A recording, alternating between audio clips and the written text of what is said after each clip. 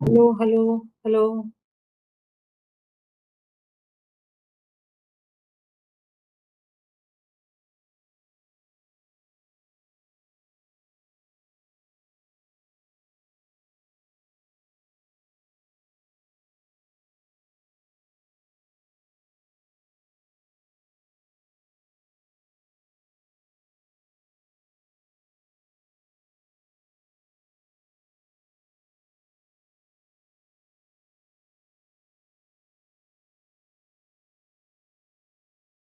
hello, hello, hello.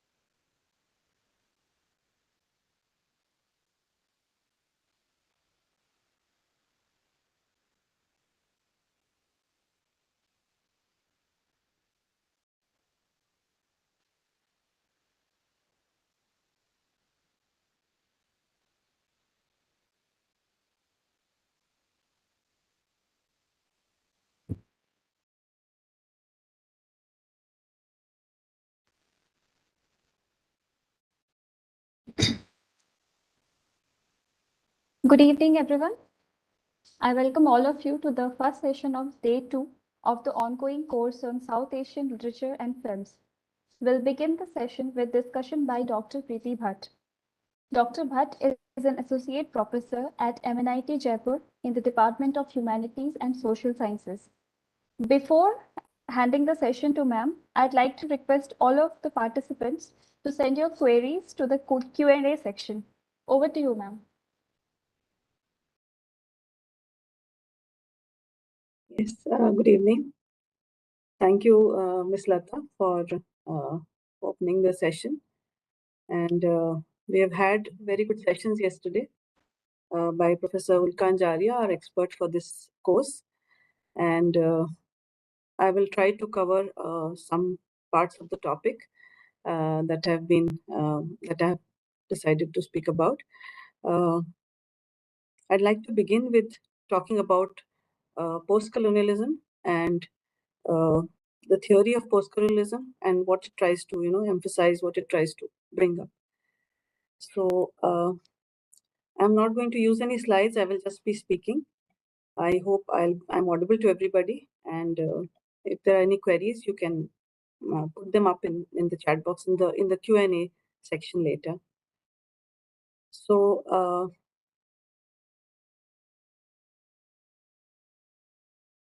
when we talk about post-colonialism, it is, of course, the period after the end of the colonial rule. So is it exactly that, the period after the end of the colonial rule? But it's not so, because colonialism and post-colonialism are states of the mind of the colonizer and colonized. It is something which is not easily over, which continues for some time. So colonialism does not necessarily begin with the process of the establishment of the alien rule, nor does post-colonialism take shape immediately after the political freedom of a former colony, because it continues for a long time, and it has its impact in different areas of the colonized people, and the roots remain intertwined and give rise to what Ashish Nandi calls a shared culture, where the impact of that period of colonialism, it never goes away, neither in the minds of the rulers nor in the minds of the people who have been colonized. So when gradually centers of Commonwealth writing and post-colonial literature were instituted, it was more as a concession to the writings from the erstwhile colonies. It was more, just to acknowledge them rather than, acknowledging their value or appreciating them. So the critic Arun Prabha Mukherjee says that it is a gesture of clubbing all the together literatures from different historical and geographical backgrounds, all the colonized people and their literature, under a convenient umbrella of post-colonialism, and in the process ignoring their heterogeneity. So the term itself has been contested and discussed and debated. Arif Derlich located the emergence of post-colonialism as a parallel to the consciousness of global capitalism in the 1980s, which marked the arrival of the third world intellectuals in the first world academia. So it was considered to be a means through which, the third world intellectuals were able to voice their opinion and, enter the literary field, literary world, which was, of course, mainly dominated by the first world academia. So there are several focal points of post-colonialism, and which gives opportunities to people who are writing texts or people who are analyzing texts. So there is a marked shift in literary aesthetics in post-colonial texts. There's a transformation from an object position on part of the colonized to a new self-conscious awareness of a subject position. So those who were earlier, subjects, they were described and discussed. They move from the object position to the subject position. They are the ones who are the agents, the people who are the writers who are expressing their viewpoint and expressing the viewpoint of their own community. And so there is a self-consciousness in this kind of presentation, delving into one's own history, past and culture, and interrogating it. So it is the time when writers and thinkers start exploring their own history, their past and culture, and try to shake off the influence of the colonizers, and they interrogate the representation of history, the current representation of history and culture. It also includes the legitimation of protest as a subject matter of literature, because post-colonial writings often, protest against the kind of oppression people have experienced. So it legitimates protest, and that becomes a subject matter of literature. And increased consciousness of economic and ideological issues. So writers discuss these issues, ideological and economical issues. Analysis and theorization of the concepts of identity and identity formation. So as writers explore and realize their own position in society, even though they are learning, they are trying to express themselves, there are discussions about identity formation and the concept of identity.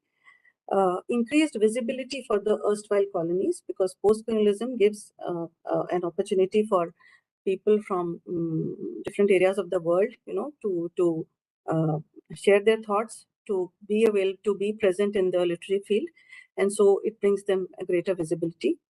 Compelling the other into an act of self-reflection. So the other, the uh, the ones who have been subjugated, it forces them, compels them, to self-reflect on their position and their newly gained independence. And it enhances the openness of narrative and linguistic structures, because the indigenous ways of narration are taken up again by the writers, and folk forms, ways of storytelling, and the native languages, they make their entry into mainstream literature. So that again is an opportunity for people to reclaim their past. In post-colonial writings, as power structures are opened out, contested, and resisted, a continuous process of change is initiated. So power structures are questioned and they are resisted, and this initiates change in society. So in that way, they carry their own significance. So if we look at post-colonialism and we try to explore its definition, we find that it is a highly debated term, because it evolved as a concept and not as a theory. So you can apply post-colonialism, the term post-colonialism, to a wide variety of texts, wide variety of fields: cultural, historical, social, psychological, economic, and many others. So the main focus of post-colonialism is to center on the question of how we should understand European colonialism as a cultural, historical, and political phenomenon, how to interpret the influence and impact of colonialism after it was over, how the cultures, communities, and people responded to it, and what has been the reaction. So post-colonialism studies both the colonized nations and the colonizing nations to assess and analyze the effect of colonialism and imperialism. So it is a study both of the mindset, the worldview of the colonized nations and the colonizing nations. Uh, some critics and theorists have tried to provide a working definition for postcolonialism, and some of the earlier writers and critics like Bill Ashcroft, Gareth Griffiths, and Helen Tiffin, etc., they contend that postcolonialism involves discussions on, I quote, migration, slavery, suppression, resistance, representation, difference, race, gender, place, and responses to influential master discourses of imperial Europe, such as history, philosophy, and linguistics, and the fundamental experiences of speaking and writing by which all of these came into being. So it's a very comprehensive definition where they include all aspects of postcolonialism, and they say that none of these is essentially post-colonial, but together they form the complex fabric of the field. So all these characteristics, they together amalgamate and they indicate what post-colonialism is. So if you look at the term imperialism, it is a political ideology under which an empire forcibly extends its domain over other countries and peoples. And colonialism is the practice of one country holding another in subjugation by force with or without the implication of an empire. Okay, so here it is subjugation. There may not be an empire, but it is control. And colonialism needs the establishment of colonies, that is, the settlers coming and setting up homes in the new lands. Uh, Imperialism does not require settlers, it can rule from a distance because they are extending their control over other countries and peoples, and it can be done from a distance. Colonialism is essentially an economic situation in which the colonizer conquers and controls the land and the economy along with exercising political control. So it is not only the land, but also the economy. It is also the labor, the working, the manpower, which is being controlled along with exercising administrative and political control. So why is it necessary to read post-colonialism? Why has it come into the literary field? So post-colonialism became an intellectual discourse holding together a set of theories in the disciplines of culture, literature, social sciences, philosophy, and also films. These theories focused on the former colonized subjects' reaction to the legacy of colonialism. And in a way, these theories became liberating as they gave visibility and self-esteem to researchers from the non-Western world, scholars and researchers from the non-Western world, because it enabled them to interpret texts in their own terms and also, to look at the texts that were being written by the formerly colonized people from the formerly colonized nations. So it must be taken into account that every former colony, which is now independent, has had a pre-colonial geographical space with a history of its own and its socio-cultural formations. So their past, their geographical space, their socio-cultural formations, they have been existent earlier, but naturally they have been disrupted by the period in which they were colonized. A lot of these formations or pre-colonial arrangements were upset by the colonial rulers. And in India, especially, it was the partition which tilted the balance completely. So post-colonial studies therefore look back to the roots. They resist the overshadowing of their basic culture. So they go back to the past when they were a free nation, and they resist this kind of control, this kind of tampering with the basic culture. They try to negate the binary oppositions like self and the other, center and the margin, civilized and the savage. So these kinds of binary oppositions are opposed, where one of them is on a greater, is hierarchically, placed above the other, and they rewrite their past. They assert their national identity, and they reject the language of the colonizers. Uh, all this is a part of post-colonial discourse. So I'm sure that most of you will be able to relate to texts which you have been reading, all this while, and which do reflect all these, these characteristics which I'm talking about. And post-colonial texts can be identified easily by their content, by their style, by their thematic focus. So I move on. What is post-colonial discourse?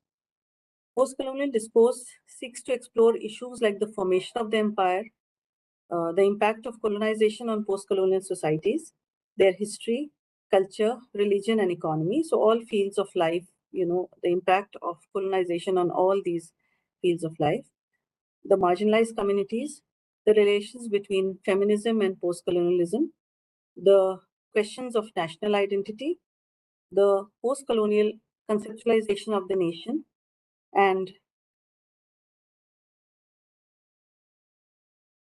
the status of the post-colonial country or countries in contemporary economic and cultural contexts. So it is all these areas that post-colonial discourse, examines.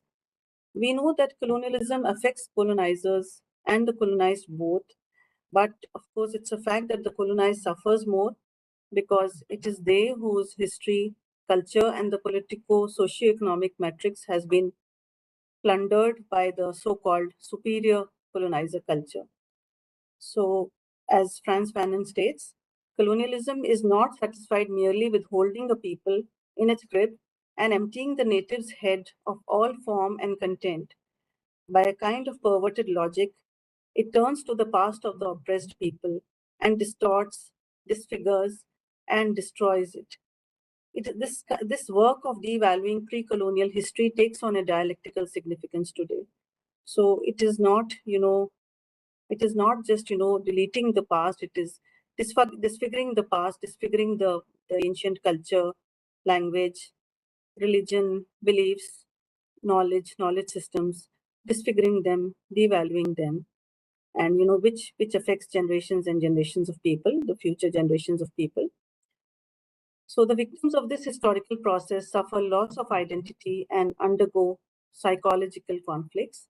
So it is a struggle, it is a dilemma for the people who are gaining their independence, because it's difficult for them to escape the clutches of the present and go back to the former state when they were free. So it is a dilemma for them, and it does create psychological conflicts.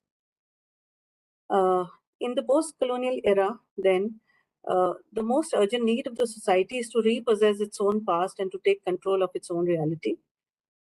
The writers in the post-colonial situation write with an informed awareness as to redefine themselves and their identity in the context of their past, and to assert the images of identity, of community, of myths, history, and culture. So they have to, escape the time period, which where when they were mentally and physically in control of the colonizers, and they have to take control of their own reality. And so we find that the writers of the post-colonial writers, they are aware and they are well informed, and they try to redefine themselves and their identity, uh, trying to look up to the future and trying to getting out of the past, trying to rebuilding themselves from the past. So this process is generally called writing back.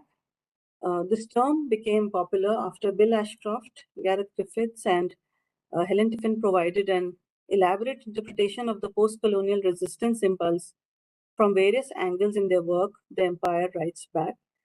The title itself talked about people, the colonized people, writing back and reclaiming their identity. Literature shows how the daily realities of people's lives were influenced by colonialism. And post-colonial studies as an intellectual discourse gained prominence in around the 1970s with Edward Said's Orientalism, which was published in 1978. But The Empire Writes Back by Ashcroft, Griffiths, and Tiffin, that was the main landmark, which in a way formulated the whole idea of post-colonial studies. Of course, Franz Fanon's The Wretched of the Earth, which was published in 1967, had offered new perspectives on nationalism, national consciousness, and anti-nationalism. So he had already, talked about these issues, which later post-colonial theorists found useful for the development of the post-colonial debate. So people, writers and critics, they went back to The Wretched of the Earth and, took ideas and tried to reinterpret them. Slowly, terms like Commonwealth, Third World, or post-independence came to be replaced by the more sophisticated post-colonial.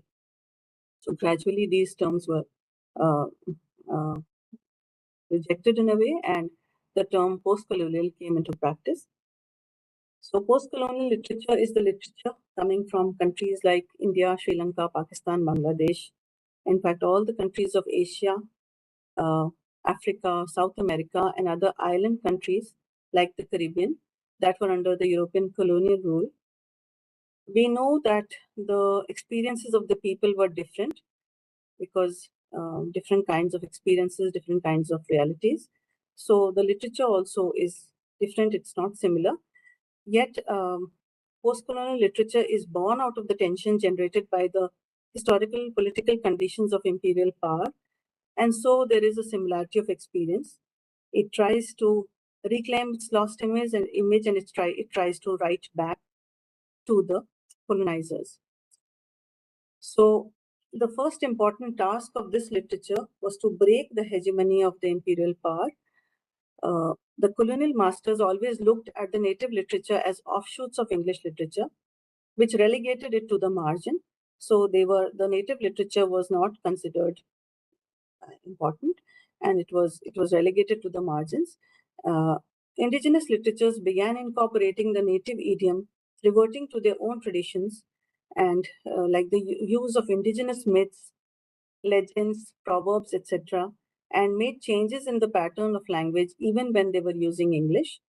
So the indigenous literatures they started using their native language, started talking of their own traditions, their myths, their beliefs, their proverbs and legends, and they started, even when they were using English, they use the vernacular, they use their own native language, words from their own language to, reject the supremacy of English. And they started rejecting the Eurocentric models in this way by also questioning, the language that had been imposed upon them. So post-colonial situation is one of alienation and the crisis caused by dislocation resulting from migration or transportation as indentured labor or the experience of slavery. So it is also, an effect of migration or, transportation as indentured labor or even the experience of slavery. Dislocation is also caused by obliteration of culture, oppression, or devaluation. Therefore, the shared discursive practice in all post-colonial writings is to get over the sense of alienation uh, through the construction of place. So, reclaiming their place, reclaiming the physical geographical boundaries, that itself becomes important in post-colonial writings. The dialectic of place and displacement becomes a significant feature of post-colonial literature. So this is one important theme which is available, which is evident in all post-colonial writings. Post-colonial literary theory. So the theory of post-colonialism deals with the reading and writing of literature coming from the erstwhile colonies and also from the colonizing cultures. It focuses on two main aspects. First, how the literature coming from the colonizing culture distorts the realities of the colonized community by inscribing its inferiority as against the colonizer's superiority. So, how the colonizing culture tries to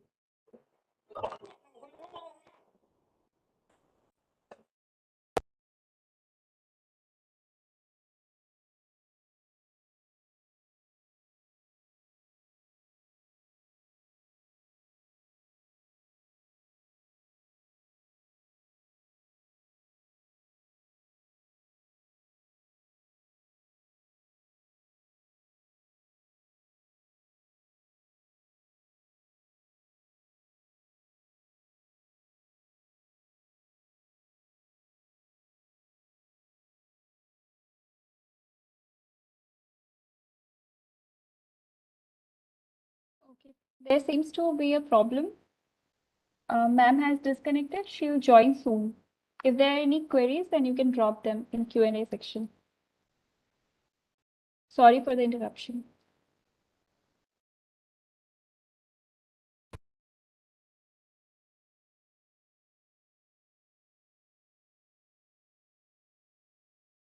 I'm sorry.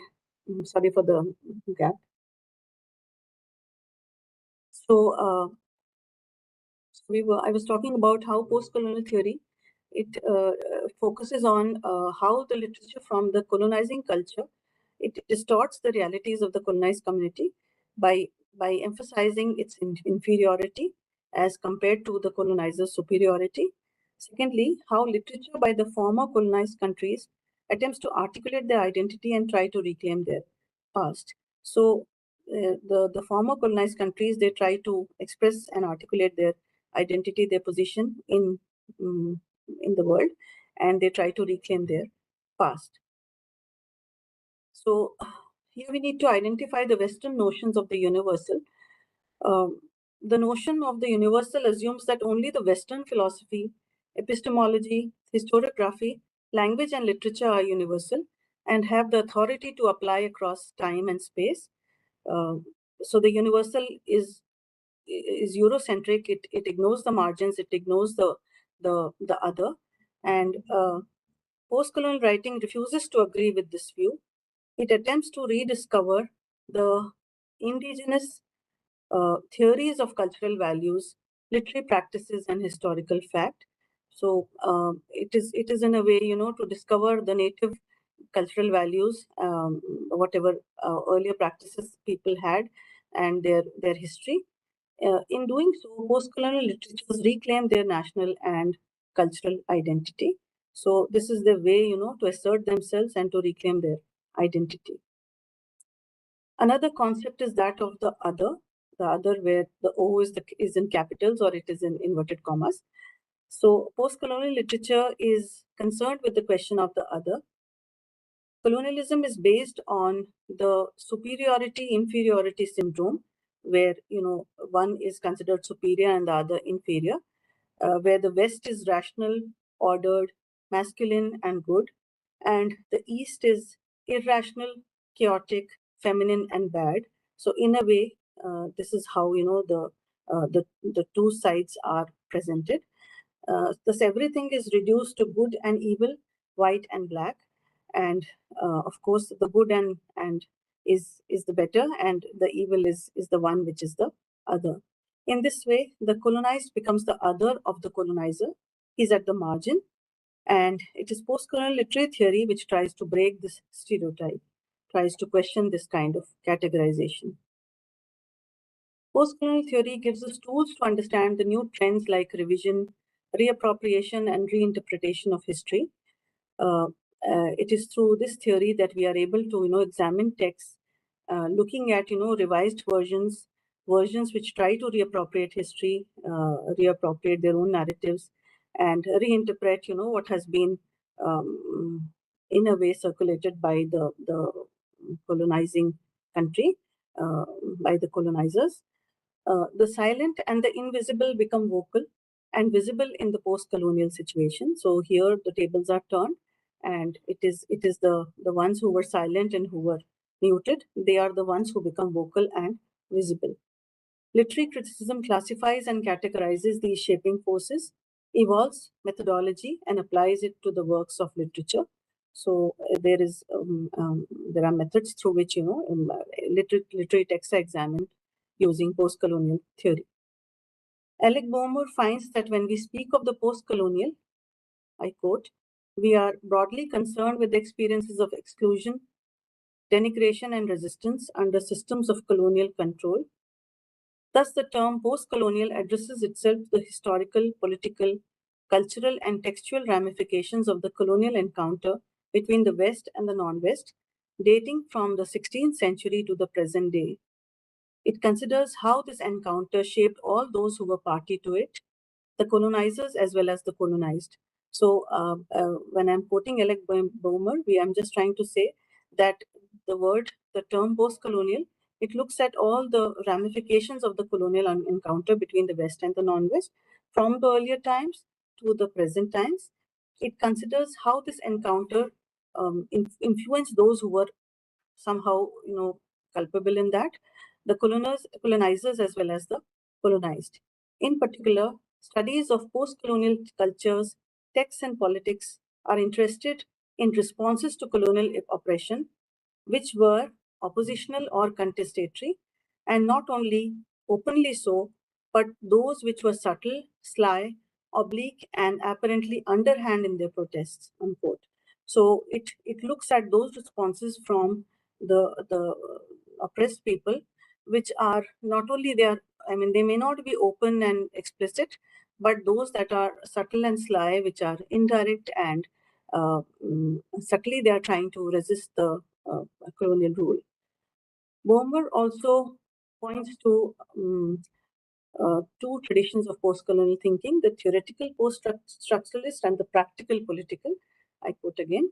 So she summarizes the thrust of the two traditions by saying that post-colonialism therefore refers to those theories, texts, political strategies, and modes of activism that engage in such questioning that aim to challenge structural inequalities and bring about social justice. So it is those texts and theories which challenge structural inequalities, and in a way they aim to bring about social justice. They are a way to resist and to protest and to draw attention to the plight, to the misery, to the suffering of the oppressed, and to somehow initiate the process of social justice. So this is what I wanted to talk about for regarding post-colonialism. So if anyone has any questions, you can please put them in the Q&A section.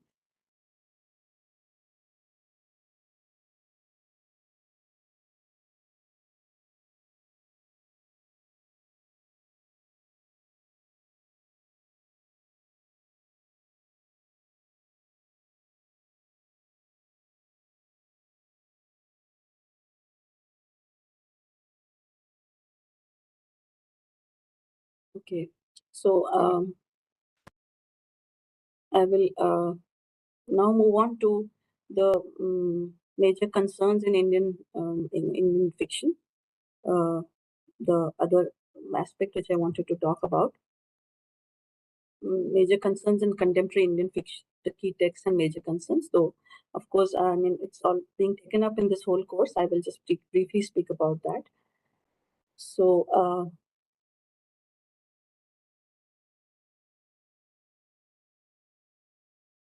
the Indian novel has been very uh, active and popular and a very spirited space in the 21st century. Writers like Vikram Chandra, Amitav Ghosh, Salman Rushdie, and many more have attempted to present the nation in its entirety in their works, and they have tried to establish India and Indian writing in the list of. In fact, they have contributed in doing so uh, by establishing India and Indian writing in English uh, in the list of bestsellers in the global scenario. Though new writers have also emerged and they have brought out a range of new novelistic approaches. Uh, so, in the Indian fiction published since the 1990s, the newer generation of authors has tried to explore. Uh, mm, they have not focused on the entire modern India, but they have looked at specific regional and cultural sections in India, and they have tried to represent it in their writings. So instead of the ambitious literary fiction in the form of thick, bulky volumes, which covered a lot of pages, there is a move away from that, and there are writers, who are looking for forms, which are more compressed, more concise. Though the earlier writings included, writers like books like Vikram Seth's Suitable Boy and Rohinton Mysteries, A Fine Balance. Uh, but and also recent books like Vikram Chandra's Sacred Games and Amitav Ghosh's Ibis trilogy. But earlier, Amit Chaudhary had described the large postmodernist Indian English novel as, uh, in a way, replicating a mimesis of form, where the largeness of the book allegorizes the largeness of the country it represents. So the bulky novel was, in a way, a representation of the country India, and tried to bring out all its essential aspects through their works. Uh, as we explore the current writings, according to the Oxford Research Encyclopedia of Literature, they define three major idioms that cover some of the major themes in Indian literature, the major themes of Indian literature in the 21st century. This is how they try to you know demarcate and distinguish the themes: new urban realism, gender and religion, and India in the globalized world. So, if we look at the works of this period, the early 21st century, we find that many of them overlap, in these thematic areas. You find characteristics, which are related to all three categories. Uh, these contemporary texts present the themes in creative ways, often bringing in new perspectives that urge readers to question accepted beliefs and confront reality.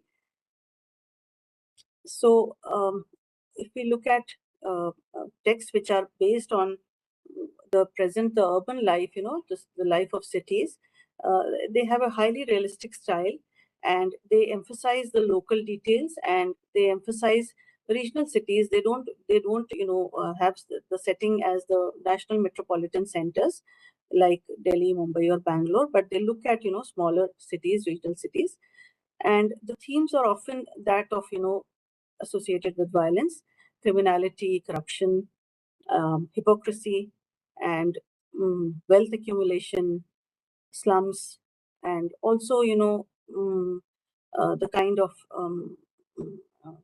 caste and religious prejudices that lead to more violence. So themes like these occur in these texts.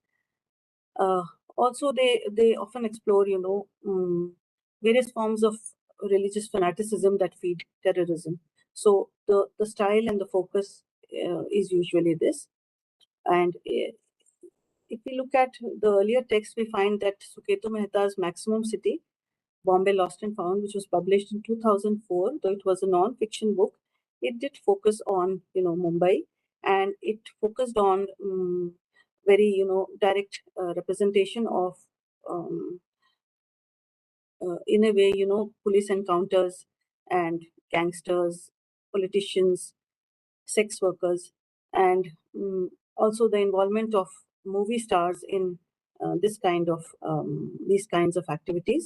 And that, in fact, led after that, lots of writings were done in the same field, on the same theme. Uh, Also, the authors that we associate with this new urban realistic style, they also focus on the modern driving forces in contemporary society: money, material success, bodily pleasures, and the conflict with the religious and spiritual values of the past. So some texts that we can think of are The White Tiger by Arvind Adiga, The Ministry of Utmost Happiness by Arundhati Roy, Sacred Games by Vikram Chandra, and there are others too.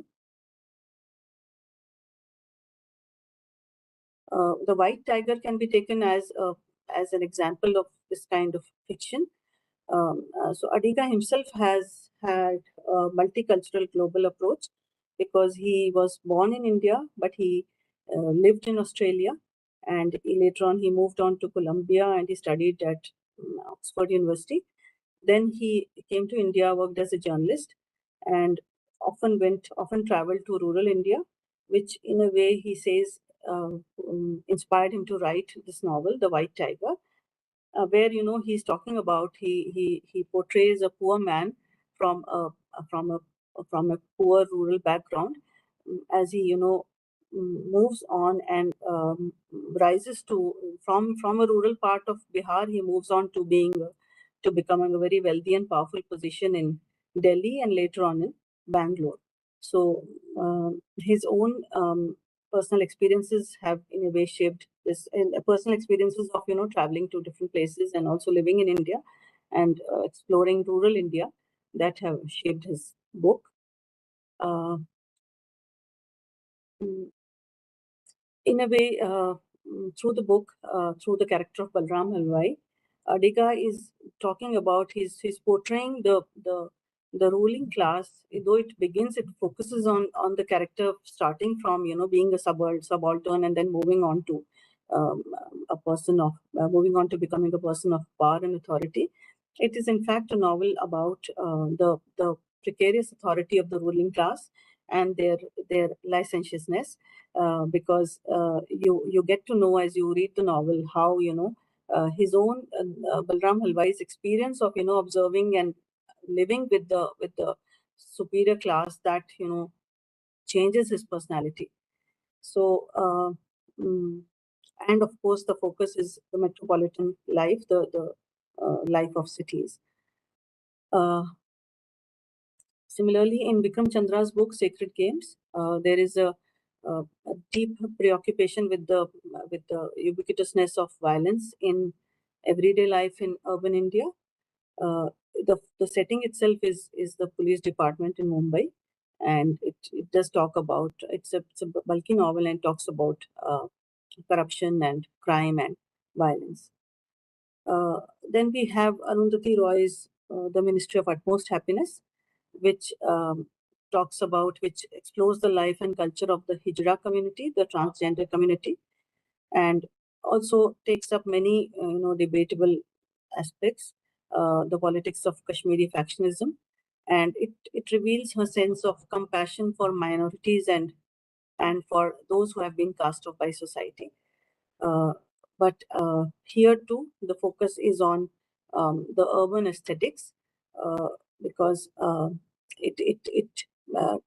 there is an emphasis on political violence, and does portray the political situation in Kashmir and in India.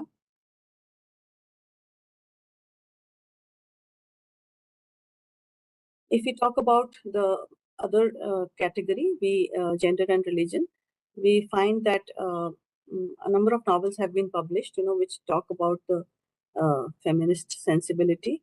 And of course, it was influenced by, I mean, these writings are influenced by Arundhati Roy's The God of Small Things, because she very sensitively and very poignantly, she portrayed the uh, um, how caste was omnipresent, even in I mean different parts of India, and so in fact writings have her. I mean current writings have been influenced by her groundbreaking work. So if you look at the recent novels, we find that Geeta Hariharan's In Times of Siege also talks about the feminist sensibility, and here the protagonist is a professor of history at a university in New Delhi, but he finds himself in trouble when the Hindu activists pick up a series of lessons he has written on Basava, 12th century leader, spiritual leader. So, though Basava was a critic of religious orthodoxies in his day, he was considered a religious prophet himself. But the novel focuses on the change of a middle-aged academic from an upper caste Hindu background into a secularist activist. So these are, I mean, some texts, which talk about religion and also gender. Another book, this is Manju Kapoor's A Married Woman, which which focuses on a woman a married woman who gets involved with another woman. So here we have the LGBTQ theme coming up, and there is Sandeep Roy's Don't Let Him Know, written in 2015, where again there are a group of married men and women and who have same-sex kind of relationships. But Arundhati Roy's The Ministry of Utmost Happiness, because it talked about the transgender people, so it was in a way radical, because talked about India and the Hijra community. And if you look at the theme of India in the globalized world, many writers have tried to explore the impact of globalization, and they have tried to emphasize the cultural hybridity in India, where, of course, Midnight's Children by Salman Rushdie is one important work, and later on the Satanic Verses, because that too emphasizes on hybridity and displacement. In this essay, in his essay in the book Imaginary Homelands, Salman Rushdie describes the Satanic Verses as, I quote, that the book celebrates hybridity, impurity, intermingling, the transformation that comes of new and unexpected combinations of human beings, cultures, ideas, politics, movies, and songs. So it does, talk about all these aspects, how they contribute to a kind of the impact of globalization on any culture.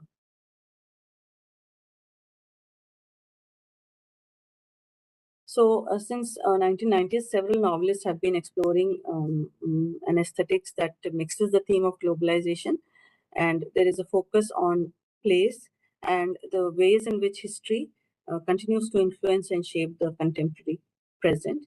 There are books like Harry Kunzru's Transmission, and there is a book Tokyo Cancelled by Rana Dasgupta. They all, try to establish a global milieu, talking about homelessness, talking about you know lack of a kind of routing and migration and travel. The Inheritance of Loss by Kiran Desai, the Booker Prize-winning novel, published in 2006, is again an example of how globalization has affected the local. It is set in Kalimpong, in the Himalayan mountains, and if you look at the protagonist, it's a group of protagonists. They are who are displaced Indians uh, from different parts of India. They have come to this location, Kalimpong, uh, and many of them have had some kind of global relationship, and also it focuses on locals, people from northeast, who are not very friendly and suspicious of they are suspicious of foreigners.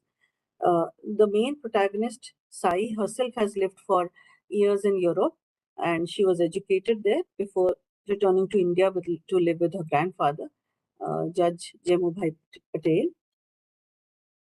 The judge himself had lived in England as a young man, and now he has a kind of nostalgic love for England that reminds the reader of how the legacy of the British rule continues to influence the life in India. And the family's cook also has a kind of international ties, because his son Biju lives in the US, and he works there, though not legally. He lives there illegally, and he works there for the food service industry in New York. But he doesn't have a proper passport, and due to that, he's in a way trapped, stuck there. Mm, the other character, Gyan, who's Sai's love interest, is again a part of a Gurkha ethnic group, which which opposes the economic and political dominance of Hindi-speaking Indians who are living in their area. So you see this kind of different kinds of different communities, the native and the foreign, in a way conflicting in the novel. Uh, So she's trying to drive home the point that even in a period of globalization, local identities and our histories, they remain important, and they do influence our decisions and our choices.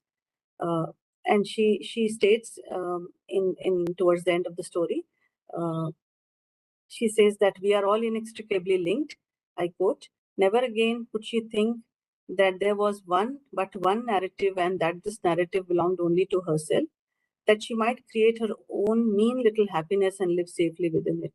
So, in a way, the influence of the world and the past, the history, which you can never escape, and which mm, in a way, influences you, influences all the people all the time. Uh, we also have Amitav Ghosh, his novels In an Antique Land, The Glass Palace, The Hungry Tide, where he's talking of, stories, where he introduces stories with the global scope. Uh, and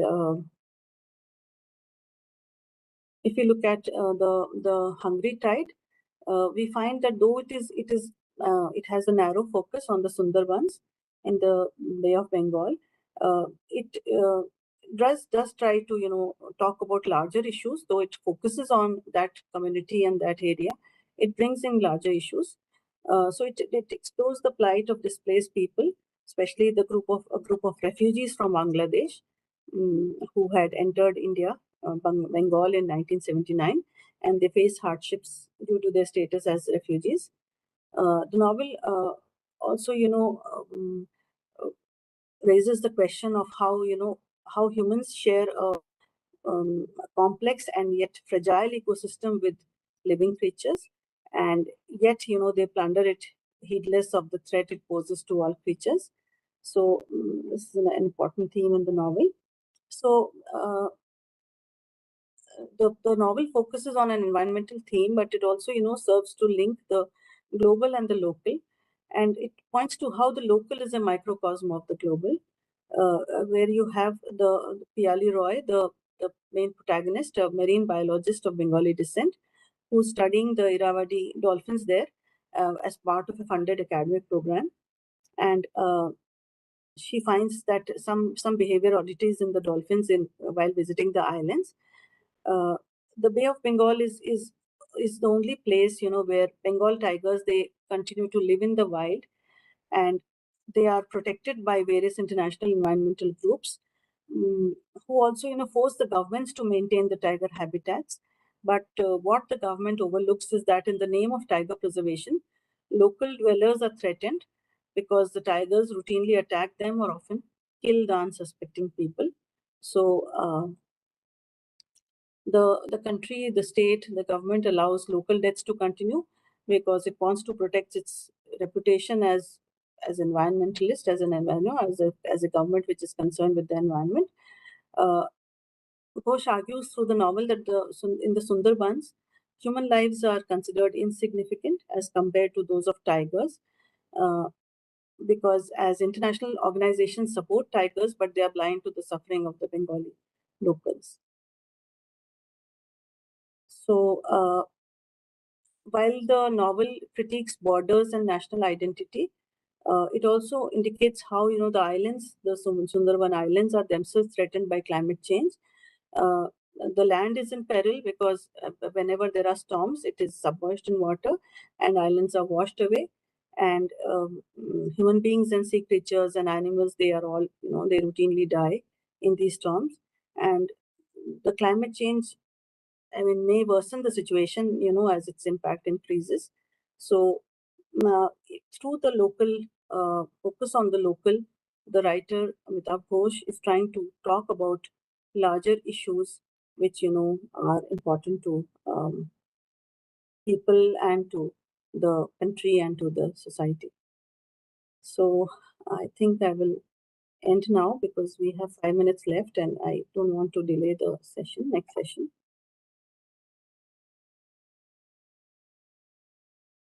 Thank you so much, ma'am, for such an insightful session.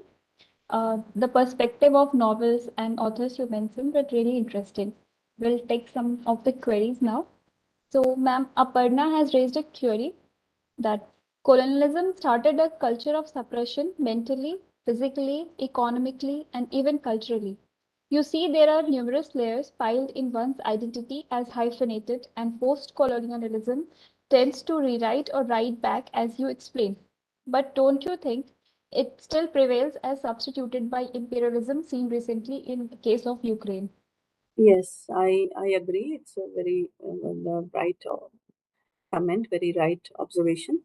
So we talk about colonialism and we talk about post-colonialism, but we find that in the contemporary world, also in different ways, the same practice is being continued.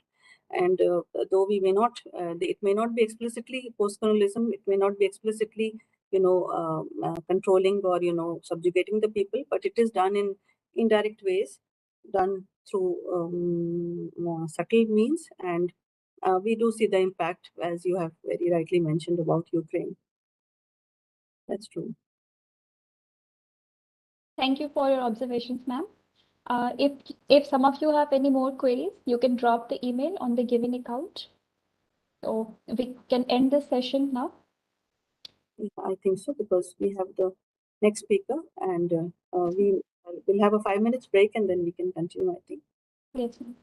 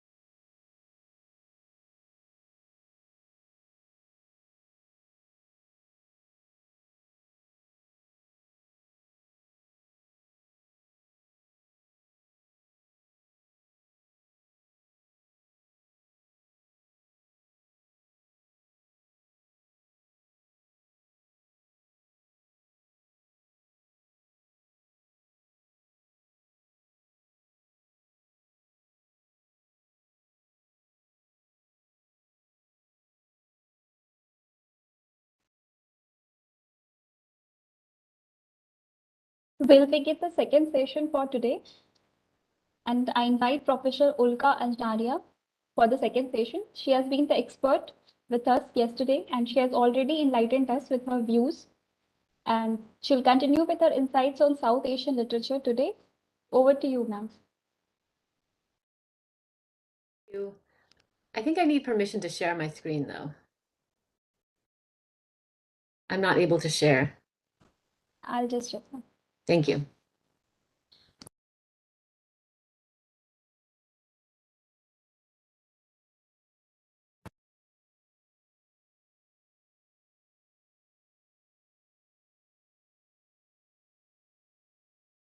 Yes, I've transferred the sharing rights. Great, I got it. Thank you.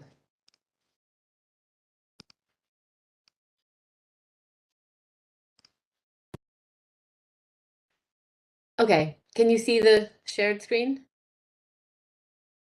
Yes, ma'am. Okay, great, thank you. Hello, everyone. It's great to be back.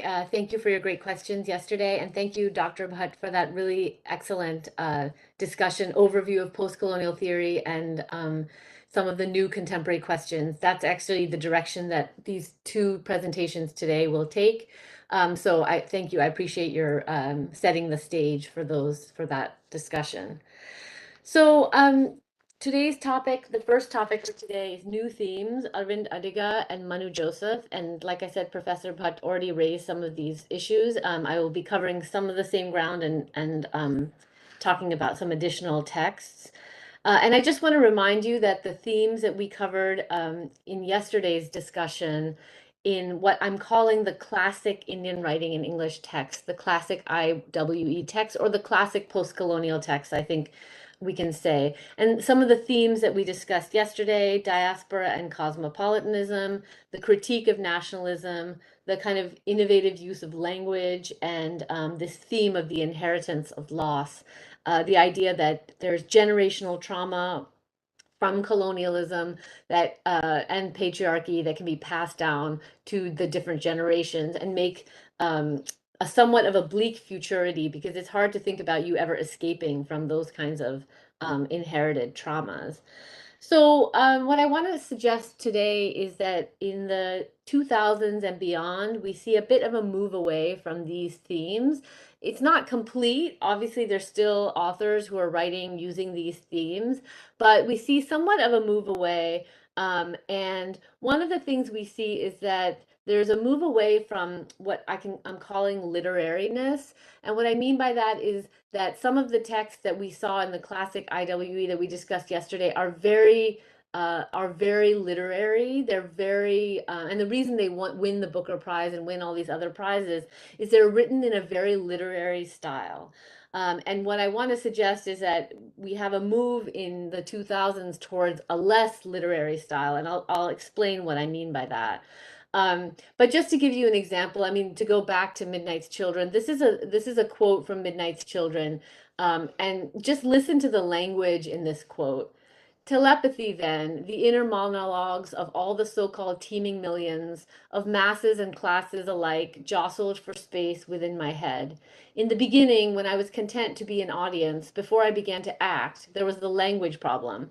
The voices babbled in everything from Malayalam to Naga dialects, from the purity of a Lucknow Urdu to the southern slurrings of Tamil.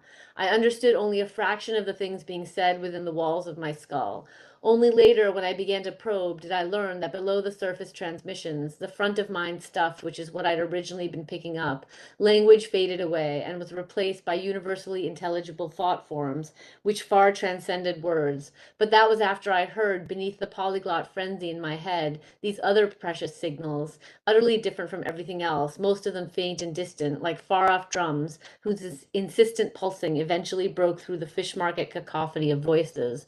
Those secret nocturnal calls, like light calling out to like, the unconscious beacons of the children of midnight, signaling nothing more than their existence, transmitting simply I, from far to the north, I, and the south, east, west, I, and I. So I hope you can see here what I mean by literary. There's something very beautiful and intense about the language in Rushdie. You have these long sentences, and I hope you can see when I was reading it out loud that the sentences kind of ebb and flow, and they have this rhythm to it. And they're difficult to follow, but they also take the reader from one thing to another. They follow kind of the languages, in this case, the languages of India, to remind us of multiplicity, and it's multiplicity in form as well as in content. The geographical sweep, the fact that we're moving over north, south, east, west over India, that movement is also signaled in the language itself. He's thematizing multilingualism. There's too much in these sentences. There's too much in this passage, just like there's too much in terms of language and content in India. And then he also, in the second half of the passage, talks about how, despite the fact that there's too many languages, too many things to say, too many words, beneath the polyglot frenzy, he says, beneath the polyglot frenzy, there's something else, which is a kind of unity, some acknowledgement of these different existences. And so you can again see that you have to, what I mean by literary, you have to read these sentences multiple times in order to understand their meaning. It's difficult language, but you can see how much he's doing in each individual sentence. So I use this as an example of one form of the post-colonial literary, and I'll contrast that in a second. Another example I want to give you is from The God of Small Things, which we discussed yesterday. This is a very different kind of language, but I hope you can see how also it would be classified as literary. May in Ayamenem is a hot, brooding month. The days are long and humid. The river shrinks and black crows gorge on bright mangoes in still dust-green trees. Red bananas ripen. Jackfruits burst. Dissolute blue bottles hum vacuously in the fruity air. Then they stun themselves against clear window panes and die, fatly baffled in the sun. The nights are clear but suffused with sloth and sullen expectation. But by early June, the southwest monsoon breaks, and there are 3 months of wind and water with short spells of sharp, glittering sunshine that thrilled children snatch to play with. The countryside turns an immodest green. Boundaries blur as tapioca fences take root and bloom. Brick walls turn moss green. Pepper vines snake up electric poles. Wild creepers burst through laterite banks and spill across the flooded roads. Boats ply in the bazaars, and small fish appear in the puddles that fill the PWD potholes on the highways. So here you can see too another example of the literary, where it's beautifully written. There's a lot of figurative language. She plays with the length of sentences. So she has long sentences, like the river shrinks and black crows gorge on bright mangoes and still dust green trees. But then she has very short sentences like red bananas ripen and jackfruits burst. So she juxtaposes the different lengths of the sentences. The descriptions of nature are very sensory and intense. She also, Roy's style is to invent words. So we have words like dust green and fatly and moss green. These are words that don't exist in English, but we feel like they know what they mean. And then in the second part, this idea of boundaries blurring as nature starts taking over human existence. And of course, this is the first page of The God of Small Things. When you read the whole novel, you know that the idea of boundaries blurring becomes the whole theme, one of the themes of the novel. And so we have vines snaking up electric poles, and small fish appearing in the puddles, in the potholes. So we have some surprise and also some thematic there. So both Rushdie and Roy, they're very different writers, but you can see how they're both invested in a very literary sensibility. And I begin with these two examples to contrast them to some of the writing that we see in the post-2000 era. And this is an example from The White Tiger, which was discussed earlier. And I hope you can see immediately how different the style is.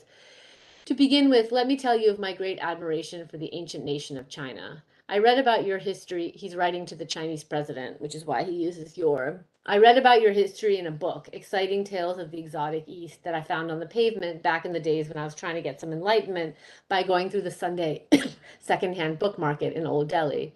This book was mostly about pirates and gold in Hong Kong, but it did have some useful background information too. It said you Chinese are great lovers of freedom and individual liberty. The British tried to make you their servants, but you never let them do it. I admire that, Mr. Premier. I was a servant once, you see. Only 3 nations have never let themselves be ruled by foreigners: China, Afghanistan, and Abyssinia. These are the only 3 nations I admire. Out of respect for the love of liberty shown by the Chinese people, and also in the belief that the future of the world lies with the yellow man and the brown man, now that our erstwhile master, the white-skinned man, has wasted himself through buggery, cell phone usage, and drug abuse, I offer to tell you free of charge the truth about Bangalore by telling you my life story. So you can see how different this passage is. First of all, and just to give you some context for the novel, the story is a story of Balram Halvai, who's born in a village in Bihar and who rises from an unschooled villager to an entrepreneur in India's new globalized economy. Balram narrates the story of his humble beginnings working in a village tea shop, and then he gradually gets different jobs. First, he becomes a number 2 driver for a corrupt village leader, and then he's ultimately promoted as a number 1 driver and transferred to Delhi. There, facing abuse and humiliation from his employers and being exposed to the gross juxtapositions along which the poor and rich live in Indian cities, Balram increasingly gets this desire to rebel. Finally, in an act of what he calls entrepreneurship, but of course it's ironic, taking his life into his own hands, he murders his boss, stealing a large sum of money intended for a government bribe, and escapes to Bangalore, where he opens a taxi service for late-night call center workers, which he calls a success story. And it's the story of his life that he plans to tell the Chinese premiere right now. But I hope you can see how different this style is from what we saw in Rushdie and Roy. The tone is different. It's very casual. He says, to begin with, let me tell you of my great admiration for the ancient nation of China. The language is very colloquial. It's also like kind of full of lies. Like, he read about your history in a book called Exciting Tales of the Exotic East, which hardly seems like a history book. He found it on the pavement in a bookstall. It was about pirates and gold. And he's like, but it had some useful background information too, which turns out Chinese are great lovers of freedom and individual liberty, which is not actually true. So do you see what I mean? Like, the whole thing is very full of like lies and dishonesty, and you don't trust this narrator at all. And I hope you can see how different that is from something like The God of Small Things, where you really get this like very rich sense of the setting, and you do trust the narrator, the third person narrator. So he continues, see, when you come to Bangalore and stop at a traffic light, some boy will run up to your car and knock on your window while holding up a bootleg copy of an American business book wrapped carefully in cellophane and with a title like 10 Secrets of Business Success or Become an Entrepreneur in 7 Easy Days. Don't waste your money on those American books. They're so yesterday. I am tomorrow. In terms of formal education, I may be somewhat lacking. I never finished school, to put it bluntly. Who cares? I haven't read many books, but I've read all the ones that count. I know by heart the works of the 4 greatest poets of all time, Rumi, Iqbal, Mirza Ghalib, and a 4th fellow whose name I forget. I am a self-taught entrepreneur. That's the best kind there is, trust me.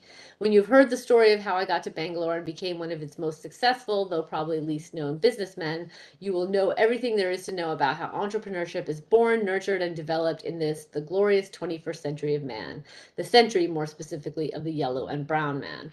And again, the way he talks about racial difference, this using terms like yellow and brown, like he's like a crass, kind of vulgar narrator. We don't really trust him. We don't really like him very much. He's pretty offensive, and he's lying. And the style is very unliterary. So what I want to suggest to you is that we have that the White Tiger marks an overall shift in Indian literature and English that happens over the last approximately 20 years, where we have a decline in kind of literary sensibility, but we have new modes of representing new conditions in India that actually reflect those conditions much more accurately. And again, contrast this passage here. When you come to Bangalore and stop at a traffic light, some boy will run up to your car and knock on your window. That's an experience that is very real. We've all had that experience. But it's not literary because it's too real. Versus the Arundhati Roy chapter, the passage where it's less real, it's more metaphorical and figurative, but it's more beautiful and pleasant to read, if that makes sense. So The White Tiger won the Booker Prize actually in 2008, but for many this was like a sign that Indian literature was like declining, because many people felt like it was less good a book than what had won the Booker Prize before. So there is a perception that Indian writing in English is not as literary and not as good as it used to be. But what I want to suggest is that the novel is different because it is capturing something new. It is reflecting a different kind of moment in Indian literature. For one, the novel is written almost 20 years after economic liberalization started.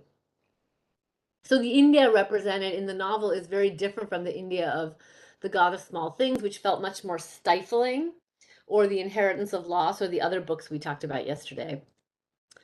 This novel is less concerned with the questions of inherited trauma and colonialism. It's like the next step after that. So you've inherited this trauma, you're in a post-colonial world, how do you fix it? It's much more kind of like pragmatic, entrepreneurial, and like about like breaking out of these inherited traumas than the other books that we talked about. The shadow of history that we saw in yesterday's text is being replaced by more confidence, and we see that in Balram's attitude. Balram is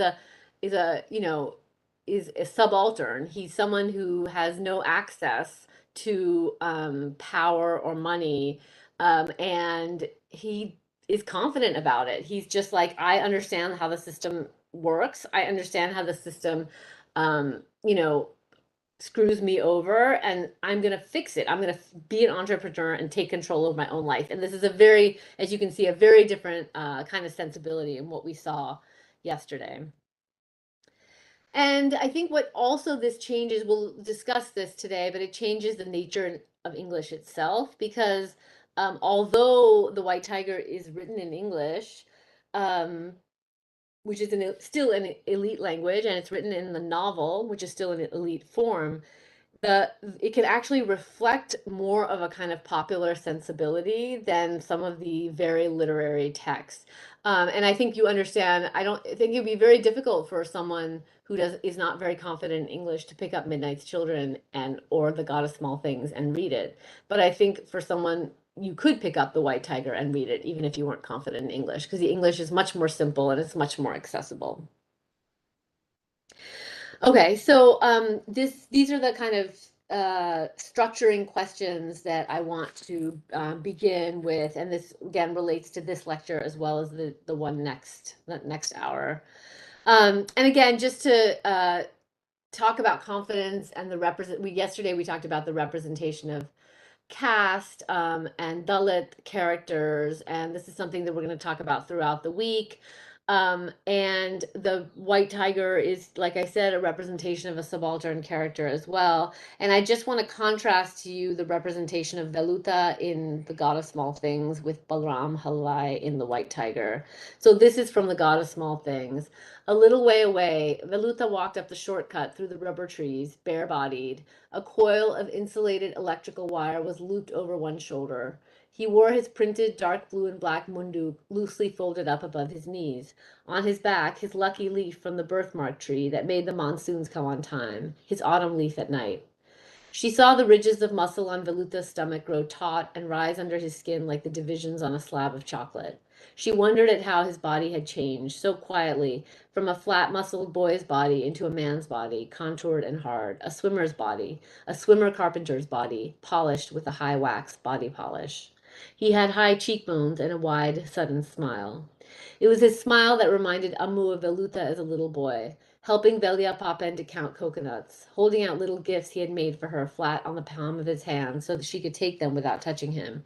Boats, boxes, small windmills, calling her Ammukutti, little Ammu, although she was much less little than he was. When she looked at him now, she couldn't help thinking that the man he had become bore so little resemblance to the boy he had been. His smile was the only piece of baggage he had carried with him from boyhood into manhood. So again, we see the very literariness of the God of Small Things. Veluta is represented as almost a kind of godly figure, like he's perfect in every way.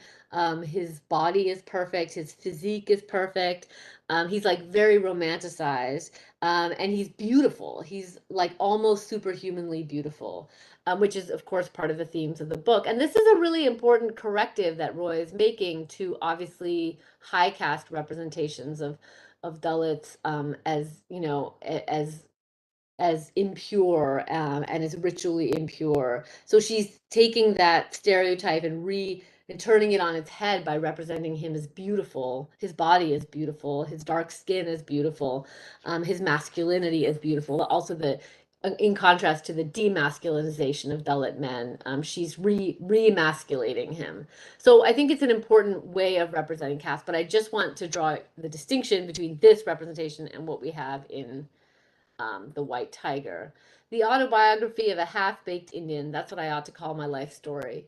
Me and thousands of others in this country like me are half-baked because we were never allowed to complete our schooling. Open our skulls, look in with a penlight, and you'll find an odd museum of ideas. Sentences of history or mathematics remembered from school textbooks. No boy remembers his schooling like one who was taken out of school, let me assure you.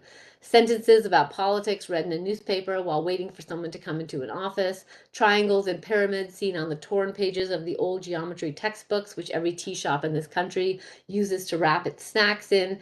Bits of All India Radio news bulletins, things that drop into your mind like lizards from the ceiling in the half hour before falling asleep. All these ideas, half formed and half digested and half correct, mix up with other half cooked ideas in your head. And I guess these half formed ideas bugger one another and make more half formed ideas. And this is what you act on and live with. The story of my upbringing is the story of how a half baked fellow is produced. So you can see how different this representation is. There's nothing romanticized about this. It's very honest. It's also a little bit disturbing. I mean, it's very real. Like he's right, but he's not trying to make us feel good, or he's not eliciting pity. He's just like telling you that this is what it's like when you don't have school and all you're doing is processing bits of information. I mean, I would never use the word half baked. I mean, he's saying that like he's not complete, but there's a kind of honesty in that perspective that is very different from the romantic imagery of the remasculinized, almost deified Dalit man in the God of Small Things. Also, he's just so like disgusting how he describes stuff. So he's like, you have half-cooked ideas, these half-formed ideas bugger one another and make more half-formed ideas. Like these aren't like nice, proper ways of talking. They're not, they're not middle-class ways of talking. They're not respectable ways of talking. So you read this, you feel some sympathy for Balram, but actually you think he's kind of gross. Whereas with Veluta, you cannot read that book and not feel sympathy for him and feel like he's a great character. And so that contrast, I think, is part of this new generation where it's just much more realistic and it doesn't try to sugarcoat poverty. It doesn't try to romanticize poor bodies. It just more kind of gives you the truth, even if the truth is uncomfortable and a little bit disgusting. We see this also in the relationship between Balaram and the Chinese premier who he's writing this letter to. I mean, this is how the book starts. And again, it's supposed to be much more ridiculous and much less sincere than something like The God of Small Things. For the desk of His Excellency Wen Jiabao, the Premier's office, Beijing, capital of the freedom-loving nation of China. From the desk of the White Tiger, a thinking man and an entrepreneur living in the world's center of technology and outsourcing, Electronic City Phase 1, just off Hulsur Main Road, Bangalore, India. Mr. Premier, sir, neither you nor I speak English, but there are some things that can be said only in English. I think this is a great opening page because, first of all, it uses the kind of epistolary novel form which is a novel that's structured in letters, but it obviously kind of makes fun of it because there's a lot of lies on this from the beginning. First of all, China is not necessarily a freedom-loving nation, so he's just kind of making this up. He calls himself, a thinking man and an entrepreneur. I mean, which is like you never write a letter where you would write your name and a thinking man. And then, of course, the joke that he says, neither you nor I speak English, but there are some things that can be said only in English, showing that this whole letter is like this exercise in futility because you have a subaltern character from India who doesn't know English writing a letter to the Chinese premier who doesn't know English. And the whole thing is, kind of ridiculous. So again, that but the relationship comes from, you know, like economics. It comes from the BRIC countries that are like rising superpowers. It comes from India's own economic aspirations, China's economic global aspirations.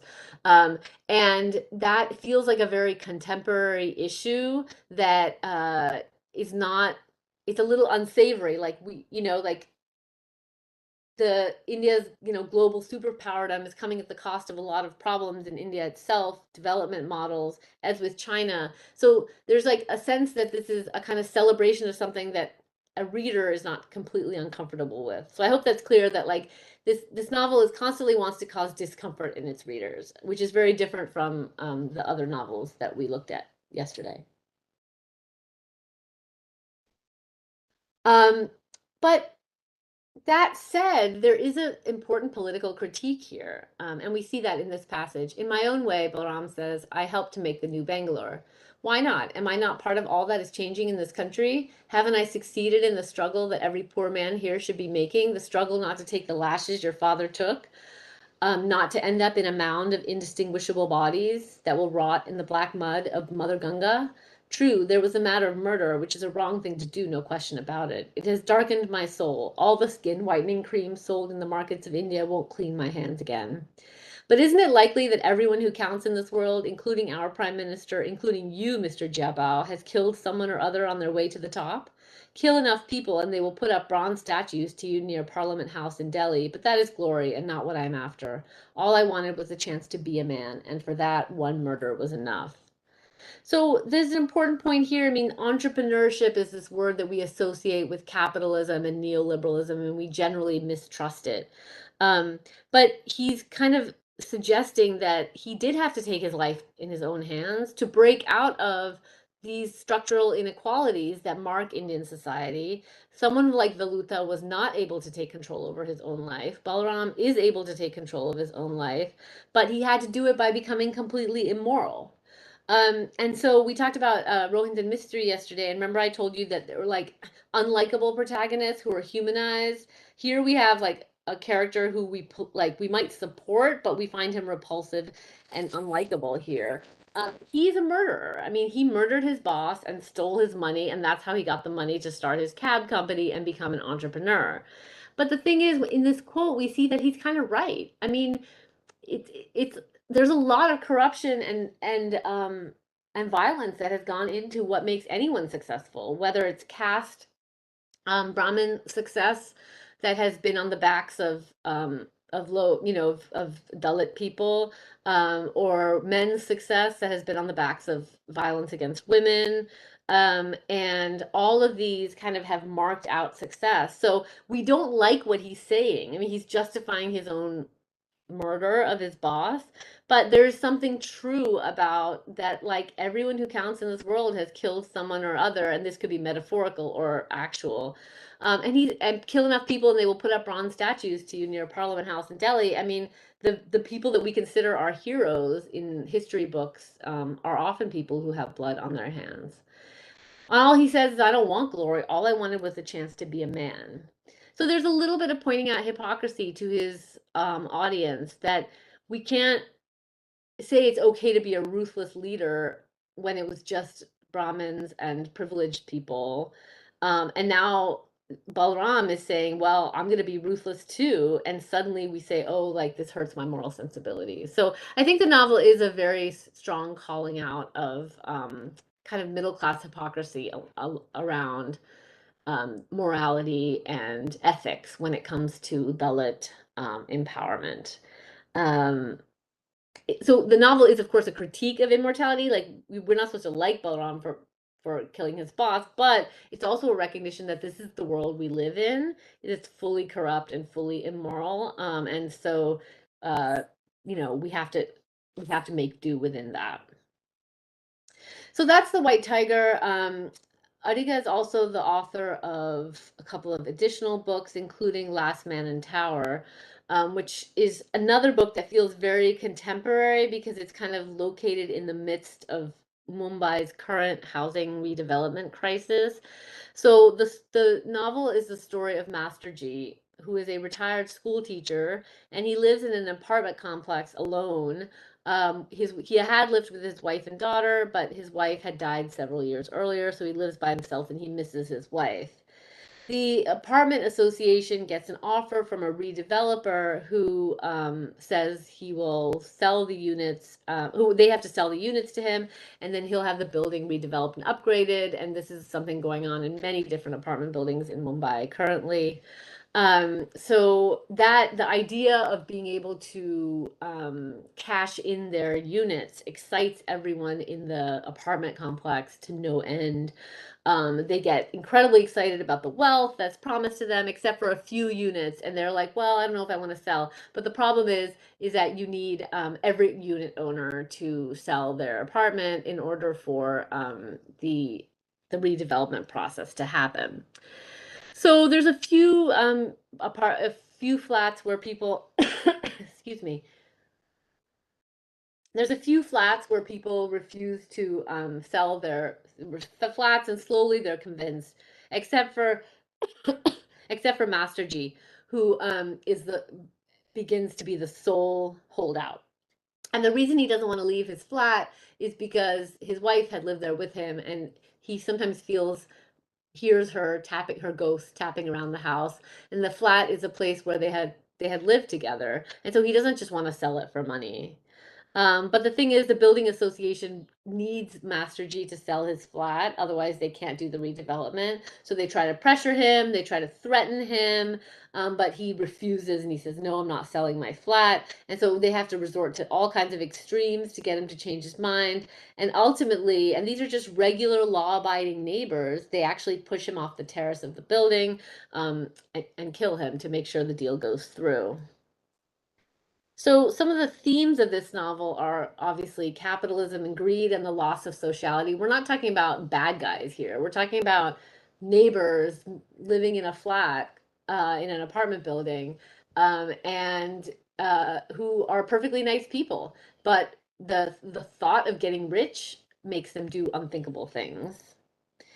There's also the theme of like, I mean, Master G's the loser in this situation because of capitalism and greed. He wants to hold on to the past. He thinks he has some connection with the flat that he's living in, but in fact, what the world now tells him is that the past doesn't matter. It's the opposite of the kind of inheritance of loss kind of idea that we talked about last time yesterday. Here, the winners are those who free themselves of the past, and Master G is the one who is handcuffed to history, and so he can't survive the new world. The White Tiger, so you can see its similarity to the White Tiger. The White Tiger is about a man who makes his own destiny. Master G is the loser who's unable to do that, and so his destiny is made for him. So you can see that the similarity of both texts. They both present a world in which immorality, greed, murder are the only ways to get what you want. And anyone who doesn't think that way has to be pushed aside. So they're very cynical, but they also strangely offer opportunities for a kind of, especially the White Tiger, for kind of entrepreneurship and self transformation. So you see this in this passage from the novel, from the end of the novel. Mr. Yogesh Murthy, a retired teacher at the famous St. Catherine's School in the neighborhood, allegedly committed suicide last night from the rooftop of Vishram Society in Bacola, Santa Cruz East.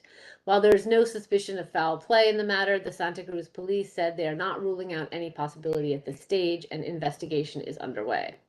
It is believed, however, that the deceased had slipped into a state of extreme depression following the death of his wife almost exactly a year ago. Residents of the neighborhood say that he had been progressively losing his mind under the pressure of diabetes and old age, withdrawing into his room, talking to himself, engaging in antisocial behavior, and fighting with his entire society over a proposed offer of redevelopment, which he alone opposed. Dr. C.K. Panikar, a clinical psychiatrist at Bandra's Lilavati Hospital, says he had shown classic symptoms of mental deterioration. Paranoia, passive-aggressive developments, and even schizophrenia cannot be ruled out given the subject's behavior in his final days, he suggests. So this passage is deeply cynical, and so as I told you, he's not suicide. He was pushed off the terrace of the building. But the thing is that the neighbors are the one who are testifying to his characters. Residents of the neighborhood said he had been progressively losing his mind. And what is their evidence for the fact that he had been losing his mind? That he was fighting with his society over a proposed offer of redevelopment. So is that clear? So basically, like, they're the ones, he's saying I don't want to sell, and that's evidence for the fact that he's gone crazy. Okay, even though he didn't want to sell because he had this connection with the past, he wanted to remember his wife, all of which are wonderful things. It's like everything is turned upside down, where wrong is right and right is wrong. He's crazy because he has values and everyone else is sane, even though they have no, and they're the murderers and the greedy people. So obviously this is a satirical ending, the fact that like he's showing classic symptoms of mental deterioration when in fact he's the only sane person in this entire building. But it really is a testament to kind of how changed the values are in kind of the new capitalist India. The other thing we see in this new generation of books, novels, is that money features like it really didn't in the earlier novels. The characters in Ghosh and Rushdie and Mystery are all middle class, but it's like a pre-liberalization middle class where there's no cash floating around. They don't really work, actually. They just like live in inherited houses, or live it on inherited wealth, or live on kind of cultural capital. So like because their father or grandfather was someone famous, they're able to cash in on that cultural capital, but no one's really working. And that's very different from the new India. It's also its own form of elitism. It pretends to be moneyless, but in fact, there's a lot of inherited wealth behind those characters. Where someone like Balram has nothing. He comes from nothing. He comes from utter poverty, and the only way for him to get ahead is by getting his hands on cash. So there's like a ton of cash. There's like Balram takes briefcases full of cash to government offices. And there's like, and the occupants of the apartment building, they just like hear the word briefcases of cash and they get very excited. They compromise all morality. And so very much this is part of a new India. It's a critique. It is a critique, but it's also a more accurate reflection of the sensibilities, both democratic and non-democratic, of the new India. Okay, so the second author I want to talk about today is Manu Joseph, who is a different kind of novelist than Adiga, but I think has some interesting similarities. So he's the author of 3 novels: Serious Men in 2010, Illicit Happiness of Other People in 2012, and Miss Leila, Armed and Dangerous in 2017. Now Joseph has a similar kind of cynical trend as we saw in Adiga. I think he's even more cynical. His novels are even more cynical than Adiga's. He writes about pretty awful people. There's no heroes in Manu Joseph, and that's also similar to Adiga. But even more so, Joseph's characters are selfish and narcissistic. They've lost all connections with community. They dislike all political labels like Marxist, Dalit, feminist. They are part of no political movements. They're just individuals trying to make do. Serious Men is the first novel. It's about a Dalit man, Ayan Money, who works as a peon in a science lab. In order to advance his social standing, he invents a story that his son is a genius.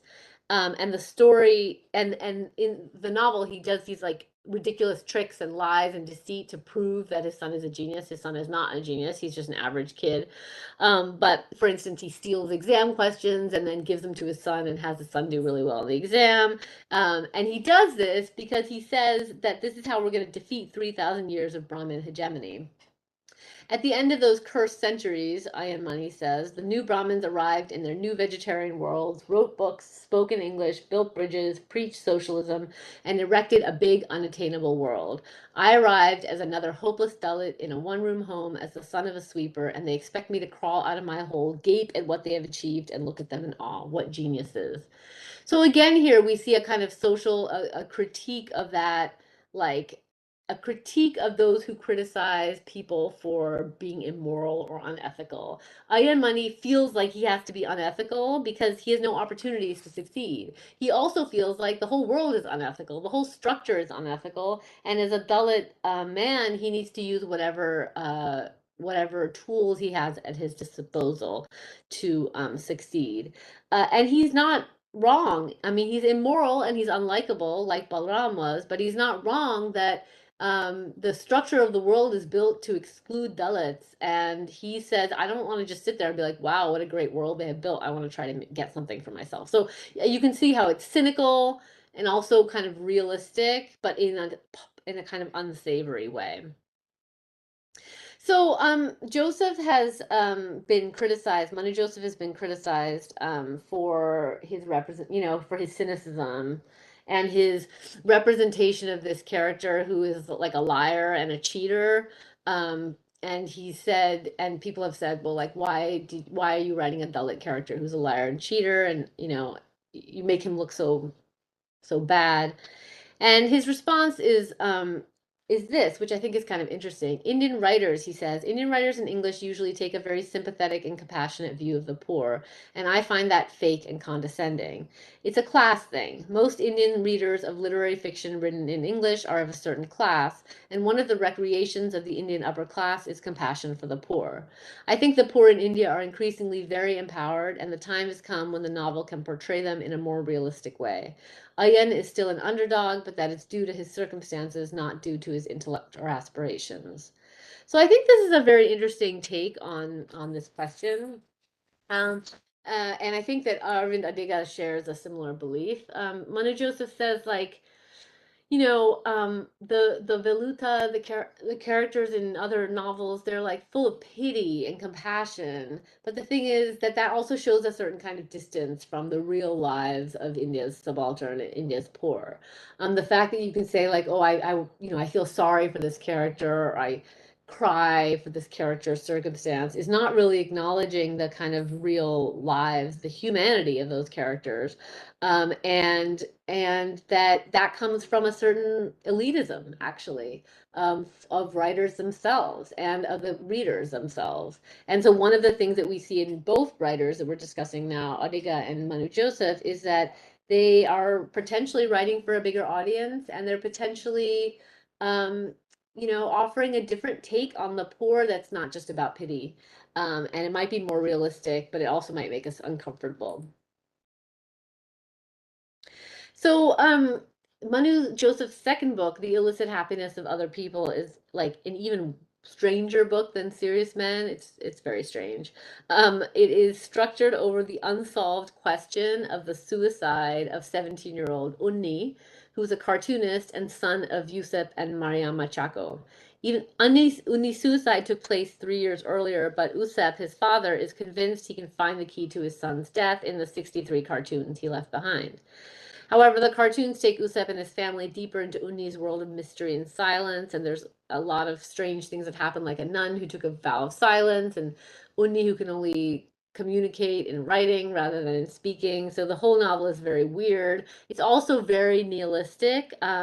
And anything that's like traditional politics is subject to satire or deadpan humor. Like I mentioned, Manu Joseph is not interested, none of his characters are interested in like political movements.